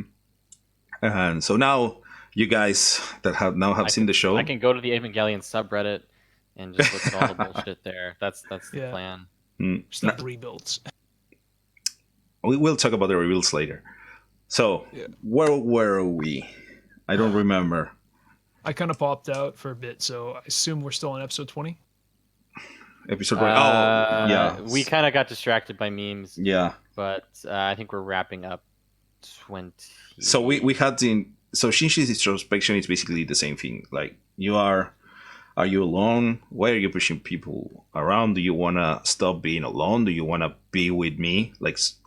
And this is spoken from something, and it's represented by people that he knows, and mostly all the girls that he knows. So it's Rei, Asuka, and Misato mainly. So are there like shipping wars with like all the like main girls in Oh, yeah. Evangelion? I feel like Well, there would be. no shipping, but like the Best girl. the wars. original and the classic best girl argument is between Rei and Asuka, and everyone knows it's Rei, but there are some idiots that say it's Asuka. So Ray's not even a person, dude. Fuck off. no, best girl, and so some people say best girl is the Eva, the Unit 1. No, it's Randale. It's the one that screamed. As the meme of that, yeah. Best girl is the guy from episode 24. Oh yeah, definitely, but we'll get there. Yeah. Yeah, like before waifus were a thing, this discussion existed back in the 90s. So after we see all these we have the other on the other side, the people on Earth trying to figure out a way to rematerialize Shinji. We see that there's a contingency plan for this. It was written by Ritsuko's mother, who designed the supercomputer that they use and helped build the Evas. And we're told that there was an incident before when this happened, and we're shown. I don't know how much we're shown in this episode of it, because it's also gets referenced later on. But basically, when Gendo and Yui were working on this, there was a test, and she was piloting Unit 1, and something went wrong, and this thing happened. She vanished into Unit 1. She was not actually piloting it at the time, wasn't? Was she, or was? Yeah, I don't think they really say what they don't it was. say it. Yeah, they don't During say. the backstory episode, they're just like, there's a test with the Ava, and Shinji's mom disappears. That's kind of it. Yeah, I thought for some reason I saw maybe in a different cut of it where you could see in a flashback that Yui was standing there on a walkway looking at Gendo, and then a second later she was gone or something. Unless I'm imagining that wrong, but I didn't remember seeing it this time around. I think that's when they are showing the full sequence on End of Evangelion. Oh, okay. Because I know what you mean. I'm thinking, because on the End of Evangelion they actually show you more of this. Like here they show Gendo and actually Shinji for a little bit in the behind the glass, and it's like the same test site where the test for Unit 0 happened, and it kind of goes. I don't remember if they show. I don't remember what they show, what unit there, if it's shown on End of Evangelion. It's a bit, we get things mixed up. I have a bad memory for episodes. Well, we're told that something happened before that. It's like this, so there's a We procedure. should just get into episode 21 Yeah. since we're kind of getting into that anyway. Yeah, so that's the thing. They have this little thing that let's try pushing these buttons and doing this thing, and let's see if it works. And I think they try it and it doesn't work. I don't even remember what the procedure was, but it's like, it didn't work. We didn't bring Shinji back. And we're shown a bit more of Shinji and on the way he's talking with whatever he's talking. And it's like he decides he doesn't want to go with the thing, and suddenly he gets splattered out of the core of Unit 1. One could say he was born out of Unit 1 again. It's almost like Unit 1 is his mother. Oh, shit. Oh, shit. Shit. It's great because, like they say, he dissolved into the LCL inside the entry plug, but he came out of the front of the core of the Eva. Is that where he came out of? Yeah. Well, you just hear the sound and you see him. Yeah, you hear the splat, and they show him in the walkway in front of the Eva, and it still has its core showing. Oh yeah, because you don't usually see the Avas having those angel cores. That doesn't happen very often. Well, at this point of the episode, there you see the core clearly when Misato's crying in front of it. That's splat happens. Yeah, because she's there thinking we fail, and suddenly splat, and so it's like the background of the piece of the scene. So we got Shinji back. How is Shinji after coming back? Is he ever all right? Yeah, that's poor Shinji, poor kid. Oh man. The things he has to put up with.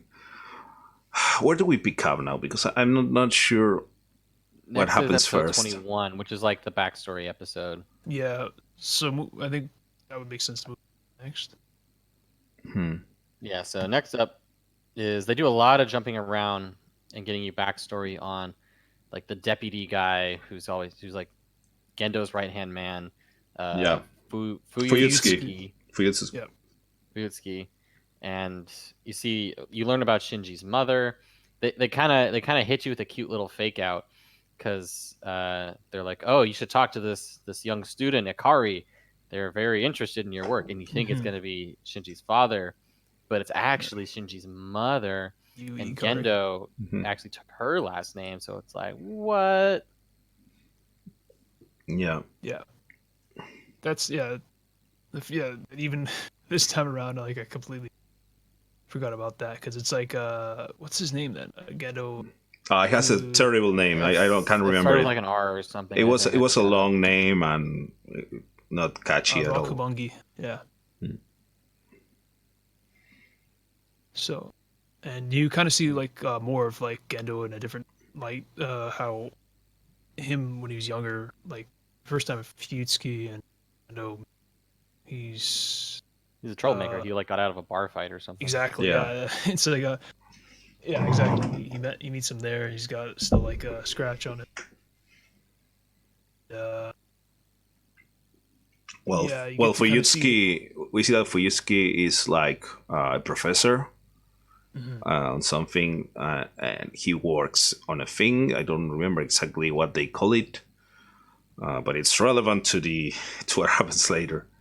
Basically, it's like a field that it's relevant to all the shit that we're seeing It's like on the. biological computing, I think is what they say. Oh yeah, Yeah, yeah, makes sense. that makes sense. Or maybe I that mean, was yeah.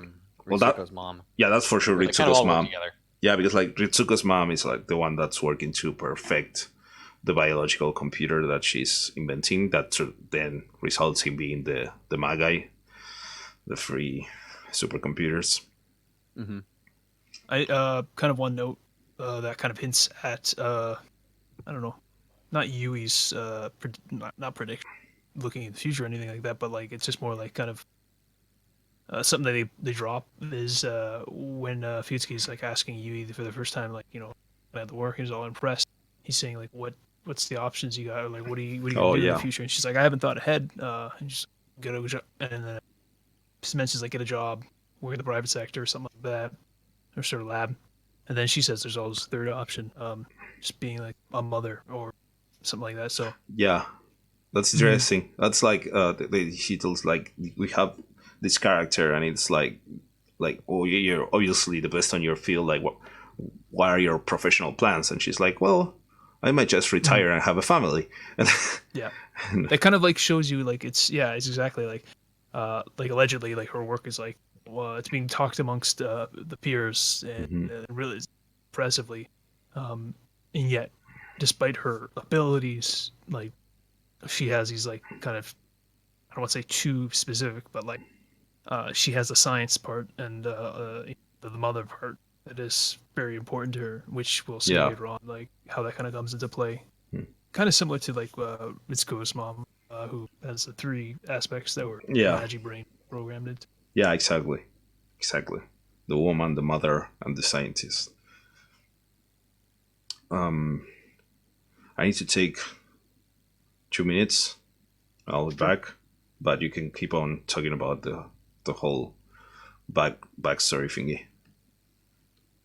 Yeah, We were- I was I think a little bit confused as the story kept jumping around on this one, but Yeah, I there's think lots some other important points of this is they show a little bit more of the second impact. I think Mhm. with them being like, okay, like we found this thing atom or whatever in Antarctica, and we did some experimenting, and it basically fucked up everything. Yeah. It killed Misato's dad, which was then blamed, right? 'Cause she like blamed on the angels. Yeah. The world blamed it on like a meteor impact. I mean, we get a full not to jump around as well, but we get a full intro sequence right before the credits. I think at this point is like the first time we actually have that. This is where they do like a couple of cold opens. Yeah, cold open where it's like you get to see like a VHS kind of a camcorder kind of style thing of like August 15th, 2000. And we have them talking as if there's they have plans there. They're there for a purpose in the Antarctica, and they're kind of going back and forth between, is this right? Is this, is the science, is everything legitimate there? Like, are they, what they're doing is right? And then there's like lots of back and forth between two different ideals of like, are we doing something right, or going to cause problems? So they insert. I mean, I don't know if this is the actual moment they actually say it, but where they actually combine, the human's DNA with Adam, and when that happens. So yeah, I guess. Sorry, I'm also jumping back on this myself. They just refer to it as DNA. Was inserted to Adam, and it's gone under physical fusion. And at that point, we get to see Adam itself, like an angel, kind of appear for like a split second right before the intro credits. We get to see it. Yeah. And they have like that later on. They like see like this being of light, which is what they like base the Evangelions off of. Exactly. Yeah. Okay. And then this episode gets into, you see Child Ray at some point, and Ritsuko's mom is kind of weirded out by her, and she's got a whole thing with Gendo, like an affair or something. Mm-hmm. And then she like strangles Ray and then kills herself. Yeah. This was a weird sequence. It's kind of, so this is kind of where I have where it's just like the directing is done well in certain aspects, and it does a good job to kind of conserve the budget and the animation. But I think some of the things implied in these later episodes are a little too fuzzy, or left open to interpretation. Maybe that's preferable to people that enjoy it that way, but I think some of the cutting is like kind of really left open. I mean, it's left to that, assuming like obviously Raiden like somehow pushed her off or something like that. No, I think what, at least my interpretation both times that I saw it was here. So it's shown that so Ritsuko's mom is in love with Gendo for sure, and this is after Yui's been dead for a few years at this point, I think. Exactly. Yeah, I didn't want to jump around too much, but we missed the point where they did go to the Antarctica the first time. Okay. To post that to, and then we get to see that Gendo conveniently dipped out right before second impact happened. Right, so, it was very suspect. Yeah. And Fuyutsuki seemed to not be a fan of Gendo, but they sort of seemed to have come to an understanding over like 15 years. The thing is that, well, yeah, so what they show you is like he isn't really fond of him. He was fond of Yui and her work. Yeah. And then one day, suddenly they were married and had a kid. Yeah. And it's all like, oh, well, all right. And I don't know if it's shown. No, I think it's shown later. But it's more like he's with Gendo just because it's what can get him to fulfill Yui's desire work on one aspect. So he's not really a friend of Gendo. Mm-hmm. It's all for Yui. Wow. Yeah, I mean, you get to see like Gendo is almost like I feel like Gendo's like almost using people at this point too. As early as this point. Yeah, he's definitely like, they show it like he's only using everyone. Yeah, that's his whole thing. It only gets he uses worse. People. He uses Shinji. He uses Ritsuko. Everything. Ritsuko's mother. Yeah. Yeah, because Yui, the way Yui cloned. The way that they show Ritsuko's mother there, it's like when she sees Rei, and baby Rei, and she recognizes her as like she's just Yui. It's like a fucking copy, but just blue hair Yui. Mm-hmm. And that's when it clicks in her head, like he hasn't really let go at all of Yui. He's just using me. And then she has this weird dialogue with Baby Rei, that tells him like, yeah, he calls you a hag, an old hag, or something like that. Yeah, they And make a point of being called a hag. yeah, and that's when she loses it, because she has like presumably sacrificed her life for Gendo, basically, and she just as far as I'm concerned, she clearly kills Baby Ray, Yep. and Or then that, Baby Ray. yeah, that's the thing. When we Ray get one. it's Ray one, But yeah. we get clarification of that on End of Evangelion. Or on episode 25, I don't remember now, but on the end, and 23 or 23. 24. yeah, something like that. And it's like, yeah, she kills the baby, and that's where she's just like, she completely loses it and splats herself on the Magi. Splats. We also get to see the prototype Ava, Mhm. which is constructed from Adam, Yeah, created by man from. So you get the confirmation right there that, like, you know, when they went down to the Antarctic, you know, got that and did all that, they're like, okay, let's make our own. our own monster, Yeah. basically. Because they were like trying to like basically create God and evolve humanity, which is like the plot, I guess. hmm And then episode 21, I guess I think we've hit the bulk of the flashbacks, but the present plot is that Kaji is in real hot water with Seal and Nerve and everyone, and he rescues Fuyutsuki from Seal or whoever, but then they end up killing him. And Misato gets a very heartbreaking voicemail from him.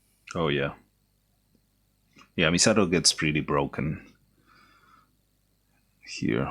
I guess, like, because they had been reconnecting and doing their thing, but that bit of happiness was taken away from her. hmm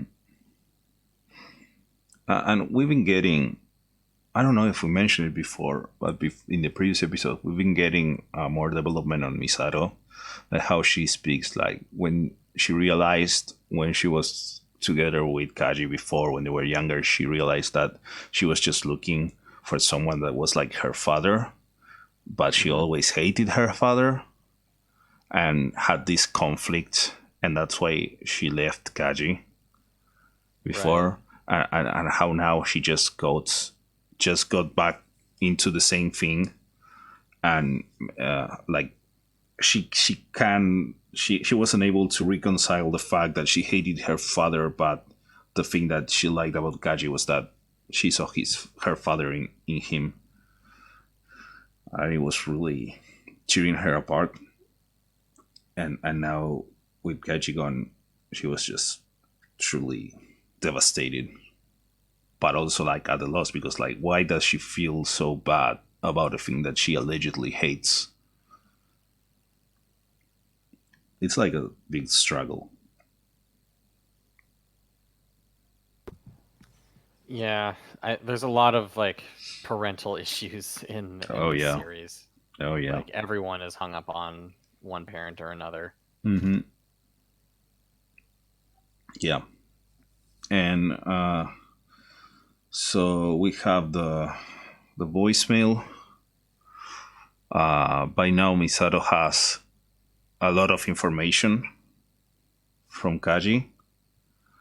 Right, because he's been feeding her more and more information, Mm-hmm. and then she will be making a move on this information soon. Mm-hmm. Does something happen before that? I don't remember now. Well, the next episode is more focused on Asuka. All right. So that one, or Yeah, because we're wrapping up 21, and next up is 22, Don't Be, also called Staying Human. And this is the Asuka episode where because she's been fucking up in the angel fights recently. She's losing all of her confidence. Her synchronization rate is dropping. And we start getting flashbacks of her childhood, especially when a new angel comes up and does like a psychological attack, Mm-hmm. accompanied by Hallelujah music for some reason. Oh yeah. And we get a bunch of flashbacks of Asuka's childhood, which was not great, Not at all. as you might imagine. So I mean, we get another cold open as well, which I was hinting at earlier by saying Asuka wants attention in more ways than one with Oh, this cold open, Kaji. yeah. It's I don't know how to go about wording this. She wants Kaji to fuck her. yeah, Okay, that's probably the best way to explain it. yeah. So But I guess explicitly, Which she hasn't been whoever's- subtle about the whole series. Yeah, and she's saying, like, look at adults, whatever. So it's more than just that, I guess. it's just Asuka wants to say like I'm an adult. That's her whole thing. It's not just that. Like she's still a child basically because she's 14 years old at the time of the show, and this little flashback is from before they. It's right before they went to to Japan. And it's like so you're still a kid, and she doesn't want to be seen as a kid. In her mind, she's an adult, and that's a thing that comes from her troublesome childhood because like she got scarred really early on, and it's like her coping mechanism was like I'm growing up out of this, and I'm gonna do. I am no longer a child. I don't have to suffer these things. I am a grown-up. But people don't see her as a grown-up, so she just suffers more. Yeah, so getting into the specifics of her childhood, her parental issues stem from her mother, who kind of like went crazy and started.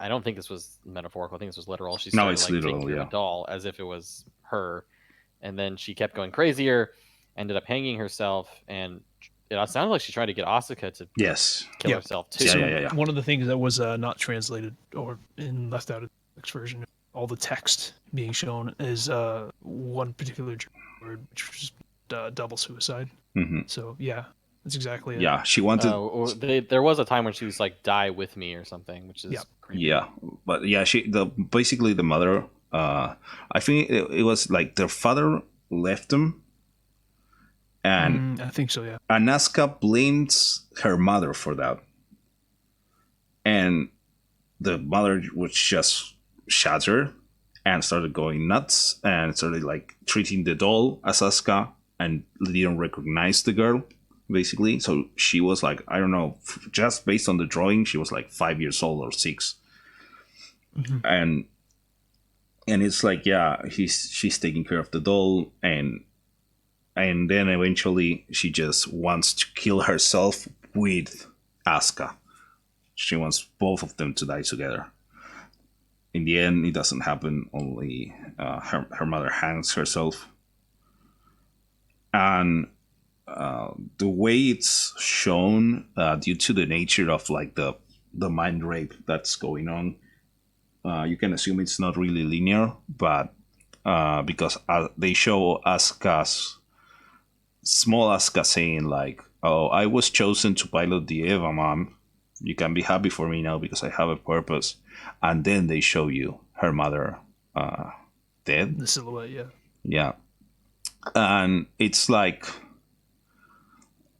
given what we later fully learned, but that we've been hinting at all along, presumably Unit 02, which was repeatedly mentioned that can only be piloted by Asuka, it's because it has the soul of her mother. I don't think they mentioned that until the movie, though. They don't say that explicitly, but they mention a lot of times that only Asuka can pilot Unit 02 and no one else can. Yeah, because when they do the test where they swap Rei and Shinji, Asuka's like, "What? We're not doing a test with me?" And they're like, "Oh, no, Asuka, you don't want anyone else to pilot 02. And then Misato says to herself, "Oh, it's not like anyone else could do it anyway." Yeah. Or I think it was Misato. Yeah, it's Misato says that. Yeah. Well, so we are shown that Asuka doesn't want this, like, doesn't want to relive this. She very explicitly says, like, I don't want to remember any of this. I moved past all of the trauma. Don't bring it back. And the angel just brings everything floating up back again and it really messes with her. Like, allegedly, she had a moment of growing up and getting better from this trauma, and now everything just comes flooding back to the forefront of her mind. They also mentioned that the angel itself is they're suspecting, if not saying, it's trying to understand humans at that point. It's Yeah, trying it's to like learn. poking around her mind to see how Yeah. it's made, basically. Mhm. And this analysis of Asuka's mind is what brings all the memories back to her. So she's basically seeing what the angel wants to see in a sort of way. We're shown that, well, we already knew that she had an adoptive mother, which she treats like a token family item more than a real mother. Yeah, she's really nice to her on the phone, as we saw in that one scene. I don't know if it's before or after. Yeah, it's way this. before. It's somewhere Okay, around sorry, here. yeah. It's like Getting that lost. call with her stepmother. Yeah. Yeah. See, I think it was a couple episodes ago. Yeah, but Yeah. like Shinji is surprised, and because, well, he doesn't have a mother, he basically has no parents, and he's surprised to see that Asuka has a happy relationship with her mother, and Asuka is like, well, she's not my real mother, and it's like, yeah, I just talk to her every now and then, and treats it like nothing really worth mentioning. So we have mommy issues as well here, in a sort of way. reoccurring theme between all Yeah. the pilots, or well, Everyone, basically. yeah, everyone. Everyone, really. We have issues Yeah. with everyone. With the parents or with the children. And, well, we get Yeah, this. Asuka just ends up even more and more depressed after all this stuff. And because, and this is an important thing, so Unit 01 that has consumed the other Angel's core and is now self-sufficient, doesn't need power or anything, and they don't want to use it because since they see that the angel attack is contaminating basically the mind of the pilot, Gendo doesn't want to put Unit 001 in danger, more so than ever before. And it's like Shinji wants to come save, and it's like nope, don't do it. You can't. And in the end, like this angel is in orbit. They have no weapons that could attack it, and they decide to tell Yeah, Unit they try and 0. shoot at it with like some sniper rifle. They try to use the pulse rifle from the old episode. But the From, distance like, episode, combined like, with the 6 lack or of power something. Yeah, means that it just can't even break the AT field. It just disperses it actually. yeah. Yeah, so then they go and grab the lance or spear, which I don't totally understand what that thing is. Okay, so Well, the Lance of Longinus, if you go for the reason it has that name is because in Christian mythology, if you want to call it that, when Jesus is crucified, there's a dude that comes and pokes him with a lance, and that's Longinus. What you call it, soldier, Roman soldier. So it's like an item, like it's a fancy name. And we have been shown before that they recovered that from Antarctica recently. That's one of the places where Gendo was when he wasn't on the headquarters. Yeah, they said like, oh, Gendo isn't here; he's in Antarctica, and then they showed Unit 00 carrying it at one point. Yeah. yeah, and it was impaled into Adam, which was kept down into Terminal Dogma. Was it? Terminal Is the Dogma. actual- Yeah. Okay, and well, you can see like as it's actually removed by Unit 00. Immediately the growth starts again. So it was used to halt the growth of that. Yeah. It was keeping it from reforming, basically. So we know it's strong enough for angels, basically. That's what you can assume. And we see, this is a cool moment because the moment Gendo orders this to get Unit Zero to go down and retrieve Longino's spear and use it, Misato, from the knowledge that Kaji gave her, just blast out of him like, that's a terrible idea because if you bring an Eva close to Adam, it might trigger the third impact. And nobody bats an eye. Nobody says anything. And she's like, shit, okay, the information is wrong. Yeah, they know something else. So or they, it's not Adam down there. And we have Unit Zero, and she just grabs the lance and throws it and goes right through the angel like in an a glorious style shock of the spear right there. It's a glorious moment with the music and the way it's animated and the fuzzy light filter. And I'd say this is one of the ugliest and prettier episodes of the series. Why do you say ugliest? Well, because it's a fucking mind rape going through all in of... that sense, yeah. I was trying to figure out as well, like why, and then I'm like, oh, okay, of course. Yeah. I mean, like when they start flashing like no and death, like in German. In Japanese, yeah. Yeah, there's both things, and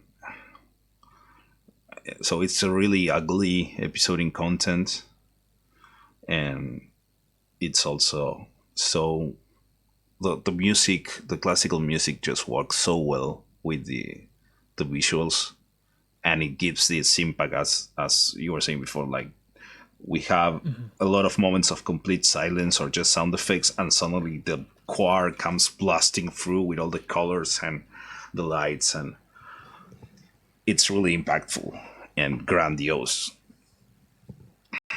So the angel gets destroyed, Asuka is saved, and she's not happy about well being at saved all. by Rey. No, because she's being... I don't know if you talked about the other day, but she basically despises Rey, and the reason she despises her is mostly because Rey doesn't care about Asuka at all in any way. So Rey doesn't care about anything, really. Yeah, and Asuka, who is always looking for validation and acceptance, like people acknowledging that she exists. The fact that Rey doesn't care about anything that she does, even when she tries to be mean to her or something, it's like she doesn't care, and that basically to her is like invalidating her existence. I mean, we see it in that probably a good time as any before we finish talking about this. The kind of legendary, not legendary, but the elevator scene with the holding a single frame for 54 seconds, I think is something like that. Notoriously just kind of really drawing out that moment, ending with her slapping Rey, just losing it on her. It's one of those moments where you're like, is it broken? Yeah, one of those. Yeah, and it's just, it builds attention, and it's like, yeah, you could be there or not, and Rey doesn't give a fuck, and that to Asuka means, why do I exist? The wording of like saying that Asuka saying that she's a doll. Yeah. Kind of comes back. Yeah. Later on. Yeah. Yeah, I chuckled this time around when she said that. Like, yeah. Right on the nose. Yeah. I think that kind of wraps up 22. Unless there's... That's the ending. I think about it for that one. There's a great scream as well from Asuka in this episode when she's being raped by the alien, by the angel. She's really broken. About how she doesn't want to relive those memories. Yeah. At the end of the thing, right before the spear, or I think when the spear kills the angel, like she's just screaming all over that she hates everything. Oh, it's at the end of the episode. Yeah, that's how it ends. That's how it ends. So in a scream. Just kind of hate. Well, yeah, she always says how she basically hates everyone. Yeah. and she just hates everyone because she is certain that nobody loves her. And she doesn't get the validation that she wants. Mm-hmm. So why exist? So the next episode. Ray 3. Oh yeah. The Ray episode. Tears. So, or Tears, yes. Not So Asuka is very depressed after the last Eva fight and can't even merge with Unit 02 at all. Let's see. The next attack. Is this the one where it's like a halo? Yes. And Yeah. then it like turns into like a worm and starts doing sketchy stuff with Unit 00? Exactly. So Right. I don't even know how to describe this one. So it turns into like a giant worm of light and Yeah. like starts burrowing into 00 and like doing something with both their unit and with like Ray's body. Yeah, because it's like the moment that Unit Zero touches it, it starts infecting the Eva, like it gets inside of it like a bug, like a disease. And because Ray is synchronized with the Eva, she starts having the same thing. So I think in there it is, they purposefully cut the arm out of it to stop the infection. Mm-hmm. And that's interesting. That's when you remember back, oh yeah, all the armor thingies are just restraints, and they have a button to just cut off the arm with them. And that speaks like, yeah, it's all actually a big safety mechanism so it doesn't kill us by mistake. And I think right then and there, Unit 01 was already deployed, and they are like, don't let it contaminate Unit 1. yeah. Right, because this is when they like lift the restraint or lift the like ban on Unit 01 to go save Ray. And then it starts to corrupt Unit 01 with Shinji in it as well. And then that's because it's like trying to like contact Ray's mind, but in order to save everyone, Ray like sucks the angel in and then blows up Unit 00. Yeah, and she decides to take her out with the angel by self-destructing and maintaining the AT field. That's why she can't get away. And that's So it's, this is a moment when we see, okay, Ray is doing this to save Shinji specifically. So she's caring about someone else, which is like it's like a growth that we've been having since the start of the series, because Ray at the start was like someone that didn't talk with anyone, nobody knew anything about her, and she even mentioned eventually that she only pilots the Eva because it's like the only connection that she has to other people, and she like only liked Gendo. And then after we had what was it, Ramil, the cute guy, she started seeing Shinji as someone that, okay, we can talk maybe sometime and be friends. And by this time, it's like, yeah, I'm going to save Shinji, and this is the best way to do it. She's Plus, not like it was starting to the angel because it was like another end of it was starting to like merge with Shinji as well. So I wonder if that like made a sort of connection between the two of them. Yeah, no, it's more like I think that it's like at that point we see Ray taking the decision not because it was the way to destroy the angel, but because it was the best way to save Shinji. Yeah. I mean, he does make contact with Shinji at some point. And starts corroding him, and the bubbles start like talking to him. And it starts to form a Ray's face, yeah. Yeah. And it forms that humanoid thing. And well, like, this is a great development for Ray's character. And she blows the thing up. Angel is defeated, if I remember correctly. Yeah. And then, oh, Ray's alive, and she comes back. It's like she blew herself up like 2 episodes ago and was fine. Now she did it again and she's fine. That's kind of weird. But I think it's right in this episode, right, that they talk again. This is when Ritsuko is like interrogated by Seal, Oh, and then right. is all pissed off at Gendo, and so they like reveal to Misato and Shinji what's really going on with Rei, Hmm. and then that she is like a clone or like a synthetic person with clone backup parts. Hmm. She's kind of like, I don't know, like a replicant or something. It's like a Yeah, we little see. Eva, Yeah. actually. Just like a mini synthetic person. Yeah, Or Yeah, we regular see the size Ava synthetic person. graveyard right. of failure. And The- we see like the apartment.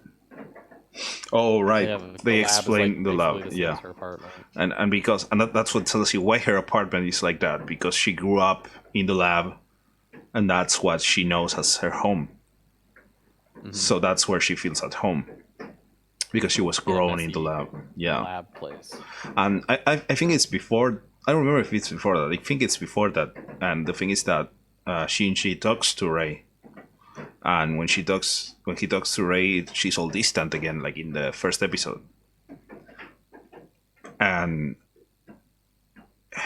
I think there's I don't remember exactly what they say, but there's something that Shinji says like don't you like caring about his father, about Gen or something, and Rei looks at him and it says like must have been the other Rei, like the Is that previous what she one. says?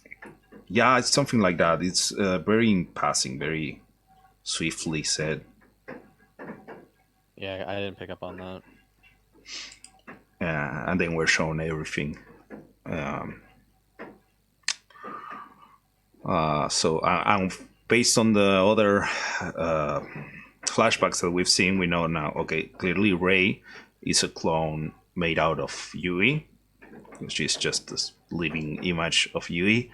It was mentioned before, I don't remember in which episode or how early in the series, but Shinji mentioned that he couldn't remember his mother, how she looked like. She wasn't dead all that long for him, but Well, didn't Yui died when Shinji was pretty young? He yeah. was only a few years old, I think. Okay, because I remember him walking, so he must have been 5 or something. But He yeah, was like a toddler. yeah, and he mentioned that he doesn't remember what his mother looked like. If he did remember, his relationship with Rei would have been a bit different, I think. Yeah, he'd be like, "Hey, wait a second." You like my mother. And okay, so after Ritsuko shows everything to Misato and Shinji,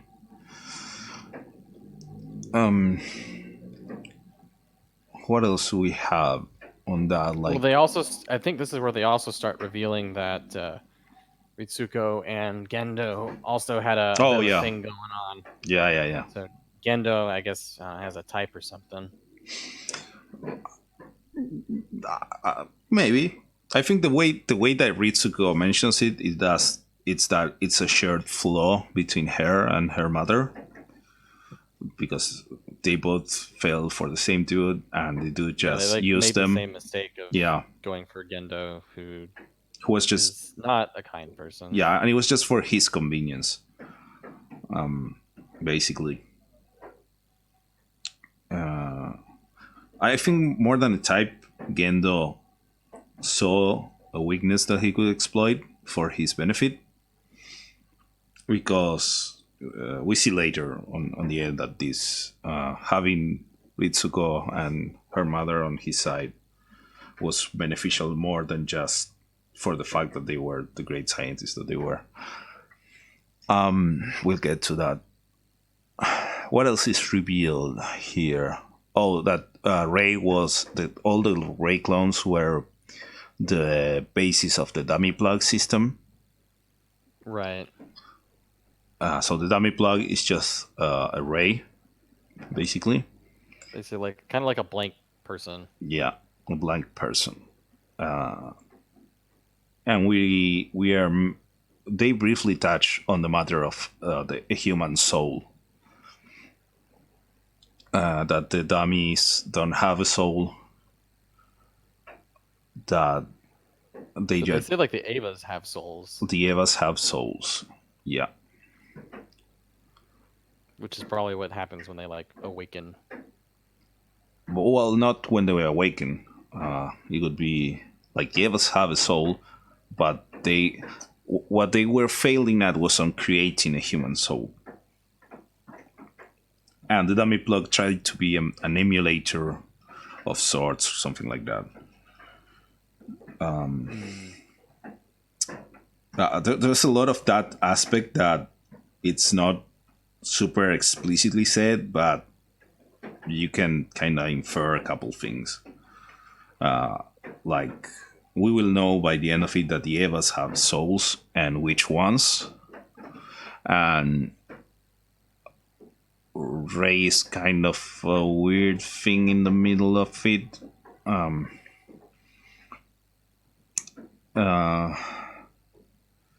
I don't know. I don't Yeah, want to get too like- hung up on that right now. Yeah, let's just talk about the last episode, and then we can get into like angels and Yeah. Evas and all that stuff. Yeah. So after this, what do we have? I don't remember Episode exactly. 24. Oh, the best beginning and the episode. end. The best episode of the Knocking whole on Heaven's series. Door.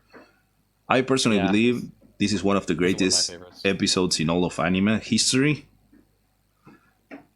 And it's the image that we have on the stream is a screen cap from that episode. I think this episode is a triumph on animated series and shows as an art form. And it has like, I don't know, what feels like half an hour of that image static in there. I still think it's great. Yeah, so we'll just jump into this episode. So it Yeah. starts with Asuka still pretty fucked up, can't pilot Unit 02. So they very quickly find a mysterious replacement that was sent by SEAL, like the overruling organization of mysterious hologram people. And this is a guy named Kaworu. Is that how you say it? Kaoru. Kaworu. Yeah, that works. So, and he is a fan of the Ode to Joy, and he and Shinji are talking and become pretty friendly rather quickly, which is weird for Shinji. Mm-hmm. And this is just like the nicest guy, and he's a wonderful dude, and everyone loves him. Yeah. However, when he starts to pilot, or no, they do some like tests, and he syncs with Unit 02 super well. Like he can basically just choose his synchronization rate. And they're like, "Whoa!" Yeah. And he can also But do then- that with the other units. I think they Yeah, and test then- him with the other ones. But then shit gets to go down because they reveal that he is an angel. Okay, let's He's backtrack the now. last one. Hold on, let's backtrack. So there's a lot in this episode besides just that. So we get, Yeah, this could have been like a two-parter. Maybe it should have been. I It think, should have been. We're introduced to this Kavaru guy or whatever, and he's gone immediately at the end of the episode. yeah, We could I have feel like they should. Yeah, I they agree should on the develop pacing of some things. friendship. Yeah, if it was paced a little better, like in terms of like having, an introductory episode and then one follow up when this all transpired, it would have been a little bit more easier to kind of take in. On a rewatch, actually, I felt worse than my initial watch. really? Oh. Yeah, because I just felt like they spend like 20 minutes. Well, the episode's 20 minutes, but it feels like Well, they they- spend like This in episode, real time 20 minutes together, and then they're like, yeah, Yeah. Yeah, I think like the reveal of him being an angel and like him, I guess, basically turning on him, but then also connecting with Shinji at the end could have had a lot more impact if it had just been a little more drawn out. If they had, like you said, they kind of were just kind of winging it. If they had planned this one out a bit more, I think it could have been even more effective. Like it's still very good. I'll agree with you there, Fernando. But yeah, we'll get into it. so the episode starts introducing these two. So as you said, we are shown that he's in cahoots with Silly. For everyone in Nerve, it's just, oh yeah, the Marduk Institute found another child. We know from Kaji that the Marduk Institute is just bullshit. It's just a bullshit name. It's actually Nerve who selects the kids. In this case, well, Silly just sent him, working with him, and we see this kid. He's great at piloting the Eva on the test. That's great.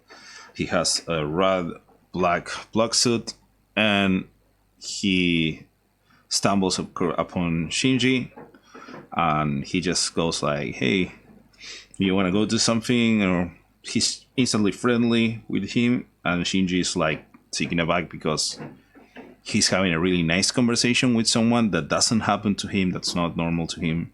Even though he's been opened up to other characters across the series, he always takes like 3 steps back with every subsequent mind rape, basically. And he has like the best day of his life. Shinji and a couple of bros just Yeah. sharing a bath, you know. Yeah.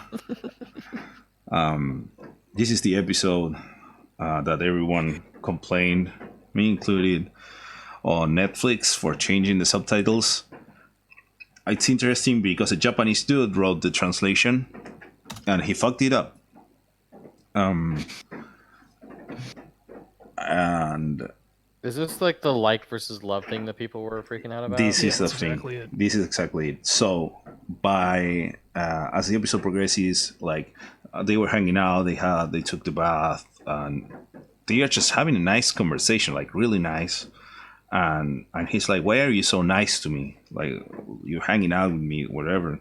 And it's like, "I just love you, Shinji." That's what the original says. And then they just keep hanging out together. They stay on Kaoru's place, I think, and just talk a bit more about Shinji's just baffled by how nice everything has been with him and how he's so happy about it. Like he has been living with Misato for however long it has been in the show, and with Asuka, and he's like never really. There were some moments where it almost felt like home, but basically he's just alone all the time.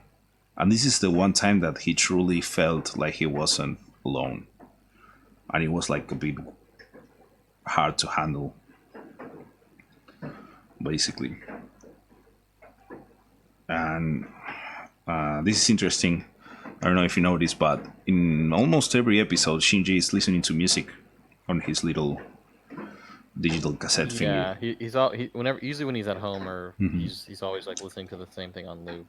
Yeah, he's listening to the same 26 songs all the time, basically. And usually at night, like he's laying down on his bed and listening to music. In this case, he's just there with Kaori and they just talk nicely. And he does at no point he does that, so he doesn't reclude himself into his little world.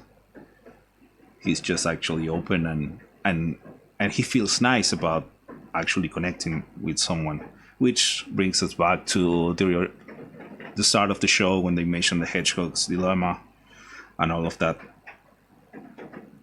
And it comes back here in full force. Because, as you said before, later it is revealed that Kaoru is an angel. We could infer that from the start, all the angels that appear were like better versions, like they were improving on what they were doing. They were using different tactics, adapting. Yeah, and what we can see is that if you think back to the orbital angel, I don't remember all the names, that he was studying how human mind works, you could say, oh, now the newest version that has been created is Kaoru, which is like a human form. But I'm not sure how much water that holds. I guess, well, because the last couple angels had like red human minds, so maybe they're progressed far enough to be able to make something like him. And we are shown that Kaoru is going to Terminal Dogma. presumably, as everyone suspects, to go and meet Adam and bring about the third impact, which is Right, what and Nerv is he trying to. awakens Unit 02 as like his cover. Yeah.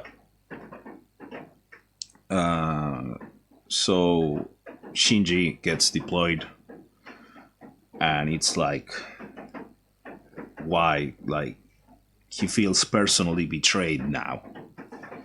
Right, because he was making friends with this guy, and now he has to fight against him. Yeah, like you were the only person that cared about me, and I was so happy, and now it turns out you are just the enemy or whatever. Like, what do I do? There's another bit of world building mentioned here when Kaoru gets to Terminal Dogma, and he says that that's not Adam, the one that's crucified. It's actually Lilith. Yeah, I was kind of confused when they started talking about Lilith and Lilin. Okay, so the Lilin, Kaoru calls Lilin to the humans. He drops this to Silly and to Shinji. He's like, it's just like a Lilin to think like that, something like that. And the Lilins are the beings that were created from Lilith, which in this case are humans. And that's the first hint that he's not a human. He's not a being. Well, I think he's a being created from Lilith. How was that? The order of things. He explains it on the End of Evangelion. But, well, we know that he mentions that this is not Adam, so getting the Eva there won't bring about any further impact. Just but, like when they were using the spear against the big one. Yeah, and it's like, yeah, this is suddenly with this little thingy, it's like, okay, I think it's meant more than world building. It's meant to, okay, third impact is now secondary. We don't care about it. What matters right now is Shinji and Kaoru and how Shinji feels. And after a fight, I think he fights with Unit 02, or that's Ray do that. I don't remember now. Yeah, they have like a big fight with Unit 02 while they're like chasing Kaoru. Yeah, and then he gets to him, and we have this beautiful image that we have on the stream. Yeah, and like the Ode to Joy is playing, so this crazy classical music, and it's a beautiful shot here that they hold on for a very long time. Yeah, very long, It's because another one of those times where I'm like, is my stream messed up, or is this supposed to be happening? this is how it is, and this is a big moment because basically Shinji is ordered to kill the angel, and that's what he has. The whole series. Yeah, and that's what he has to do, and he has this guy here that basically became his best friend, his soulmate, basically, you could call it, instantly the day before, and only the day before, because that's the thing, they just spent an afternoon together. This all happened in one day, and he's like, we just met, you just showed up. Why is this happening so soon, and why are you like betraying me? He feels betrayed because you're not, like, you're an enemy. Yeah, but I still love you, Shinji. Like, and he's like, and Kaoru mentions that he's okay being killed. It's part of his being alive or being or dying is the same to him, has the same value. And he's like, it's okay if you kill me, there's no problem. Like, I still love you. And Shinji just gets there thinking, that's what we have this long shot for. It's this 14-year-old kid who suddenly found... Shinji's indecision, Yeah, you found someone that loves you, but at the same time, if you don't kill him, if you don't eliminate his existence, the whole world dies and everything you've been doing. So all this time is for nothing. That's what is going through his mind. And after all of this, we hear the squish, and Kaoru's head falls to the ground. And Shinji is again devastated because he killed the only other person that he feels actually connected with him and cared for him. And it's just sad. And then there's 2 more episodes of introspection. Yeah.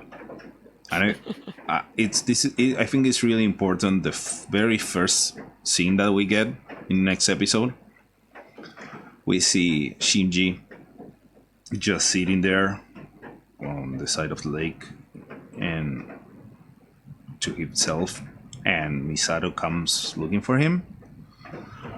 And this is where you can see why the subtitle change really fucks it up. Because Shinji tells, like, he's the first person that has ever told me that he loves me. That's what the subtitle should be instead of like me. Because of how English works, he says this, which implies that nobody ever told him, hey, like, yeah, I love you, Shinji, which is something that your parents tell you, at the very least. Because your parents care about you or something, but that's not the case for Shinji. Like, he was never demonstrated any true care for him as far as he understands. Just saying I like you, it's like, yeah, like people do that for romantic purposes sometimes, but this is deeper than that. Because I didn't know about that subtitle change. I guess I can say my perspective on it. Mm-hmm. When I was watching it, and like Shinji saying no one had ever said that they liked me before, like you could also look at it from the other angle of like Shinji's life is so shit that nobody even liked him. Mm-hmm. Like we'll get to love, but even just like that first step of having someone just even say that they like him is also makes an impact. Maybe not the same one, but there's still a significance there. Yeah, I think this is it should be like this, like deeper. Well, And it is, and I think from like the way that the scenes between Shinji and Kaoru are like shot, and like the voice acting and like the like facial animations, like I was getting some like, hey, is he into him kind of vibes. It was less. I mean, I didn't say love, but I think you could still say like, oh hey, Kaoru and Shinji are really into each other. Yeah, you more see than it. just Yeah, being like, I like you. yeah. Of course, you see it on the animation that didn't get changed likely at all. Yeah. Like the show doesn't need the words to convey the full thing. Yeah, they can do it visually. Yeah. Yeah, but I think it's important that this view of like not even, obviously we know his father doesn't care about him at all, but it's like he has no memory of anyone ever telling him that they love him. It's like at the very least the parents would say something like that. Yeah, but his mother's dead and his dad's dead. Yeah. So he was truly, like, he felt like that was the only moment when he wasn't truly alone. Even with all the things that he's been going through with other characters so far in the series. And that's just sad. Yeah, and that's like the whole like tragedy of him having to kill him at the end.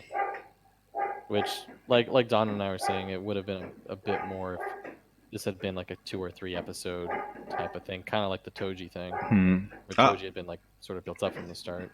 I like this, like, there's a similar parallel with like Shinji needing to kill a pilot who's someone Yeah. he likes. Yeah, it was like this is the same thing, but in another even deeper level for him, because it was like we progress in levels. It was like, I can kill another human. Oh shit, I killed my friend, and now it's like, and I couldn't stop it because when the Toji thing happened, his problem was the agency he had was removed. He couldn't stop the Eva from killing it. Yeah, it's a progression because now he is in control. Yeah, now he's the one making the choice to kill the only person that he feels truly connects with him. So it's like the extreme. And he doesn't really recover from this a lot. Well, the series basically ends, or as we go into the movie. He doesn't really get a chance to. Yeah. So we have... What time is it? Yeah. We can talk a bit about it. We can talk about the series. Yeah, I want to be mindful of time because it's Yeah. 2:20 here. Yeah, it's a bit late already. Do we have Yeah, people we can- watching? We've had like 4 or 5 people in here. I think some of them are shit. me. Yeah, I'm not on, I but am watching it. my light just ran out of battery, so I'm all No, dark now. romantic Darko. I'm Dark. I'm just a shadow now. So that's a nice indicator that maybe for now we can wrap up and then do this again for 25 and 26, both We kind versions. of already did. We kind of started with 25. Yeah, we so can start with that. Yeah, It's End of Evangelion that we need to talk about. yeah, it's End of Evangelion. Which is a whole thing. Yeah, it's a whole monster on its own, and It's a big old what the fuck is this? yeah, and that's usually End of Evangelion is what's considered the masterpiece, and the anime is like, yeah, it's a great anime. There have been better shows since then, but Yeah, I people think still this would be a good kind of area to break off to. yeah. Since I have to take off, and I haven't been here for the last little bit, but yeah, I think End of Evangelion is it's like you could do it its own episode just on Yeah, that. we can do that next week probably. So up to this point at least, I love this show. This is great. I wouldn't say I love it. I think it's interesting, and I'm glad I watched it. Oh, that's Same. enough. Being glad that you watched it is enough. At least just to be like culturally aware of like this huge like very impactful anime. That's how I felt the first time, just to to go through it and kind of absorb it, just for the sake of like, okay, yeah, I watched it to check off the box and everything. Being able, Like, this feels like one of those shows like I'll go back to it like 5 or 10 years from now, Yeah. and just Yeah. I'll be an older person, and like a lot of stuff will have probably come out or changed since then, and I can reflect on it differently. well, yeah, that's what we are doing, for example. Even though the first basically, time, I'll be the you guys. yeah, and even taking into account that the first time that we watched it, it was already late. Yeah, that is true. Yeah, I like, mean, like this series basically came out when I was like a baby, so exactly. We were Also elementary slightly school, older, primary school. I didn't watch it because the ad for the series scared me, so I skipped on it when I was a kid.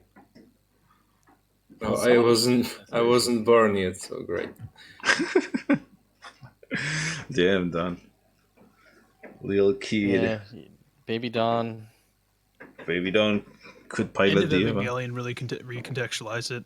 Yeah. Like when we do the actual episode, I'll Yeah. explain. Like, that was the thing that like saved the entire experience. I was like, freaking yeah. out to the group. For Yeah, me. definitely. The group that recommended it to me, and I was talking to, like, I knew about the series way before that. I had so many expectations going in. I was just so confused. It went in a completely different direction. Series, and then seeing End of Evangelion just kind of recontextualized everything to a point that was like, okay, I actually like this thing. Yeah. And the rewatch really reinforced that for me. Yeah, for sure. Yeah, I agree totally.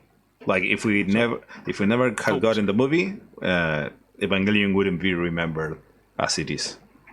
Yeah, That's for sure. So we'll talk about that It's next funny, week. like they would have ended it without Evangelion or without that Well, movie. actually, the original plan was what you see on End of Evangelion mostly, but Anno decided that I think he read a book about psychoanalysis and just threw everything to the side and did that ending. So actually, Like the movie retreads a lot of the stuff that those 2 episodes do. yeah. Well, I guess we'll get into more detail with that later. Yeah. Well, we'll talk about that next week. So. I may or may not be available next week. Oh no. Well, we'll see when. we'll figure something out. Yeah, we'll figure it out when we are all online. we'll do this again. Yeah. And if you're seeing this, anyone who's watching this later or now, because I'm gonna leave it We'll probably upload it to YouTube. I don't see why not. Um, maybe that talk is already up and you can see it next. If you enjoy our rambling, let us know. We might do this for more shows or maybe more frequently. And also, this is a spin-off of Powerful Power Metal Podcast, because there's a big overlap between power metal fans and anime fans, at least from my experience. And maybe you'd like that too. So look It's for just it. two generally like nerdy things. Yeah, There you go. exactly.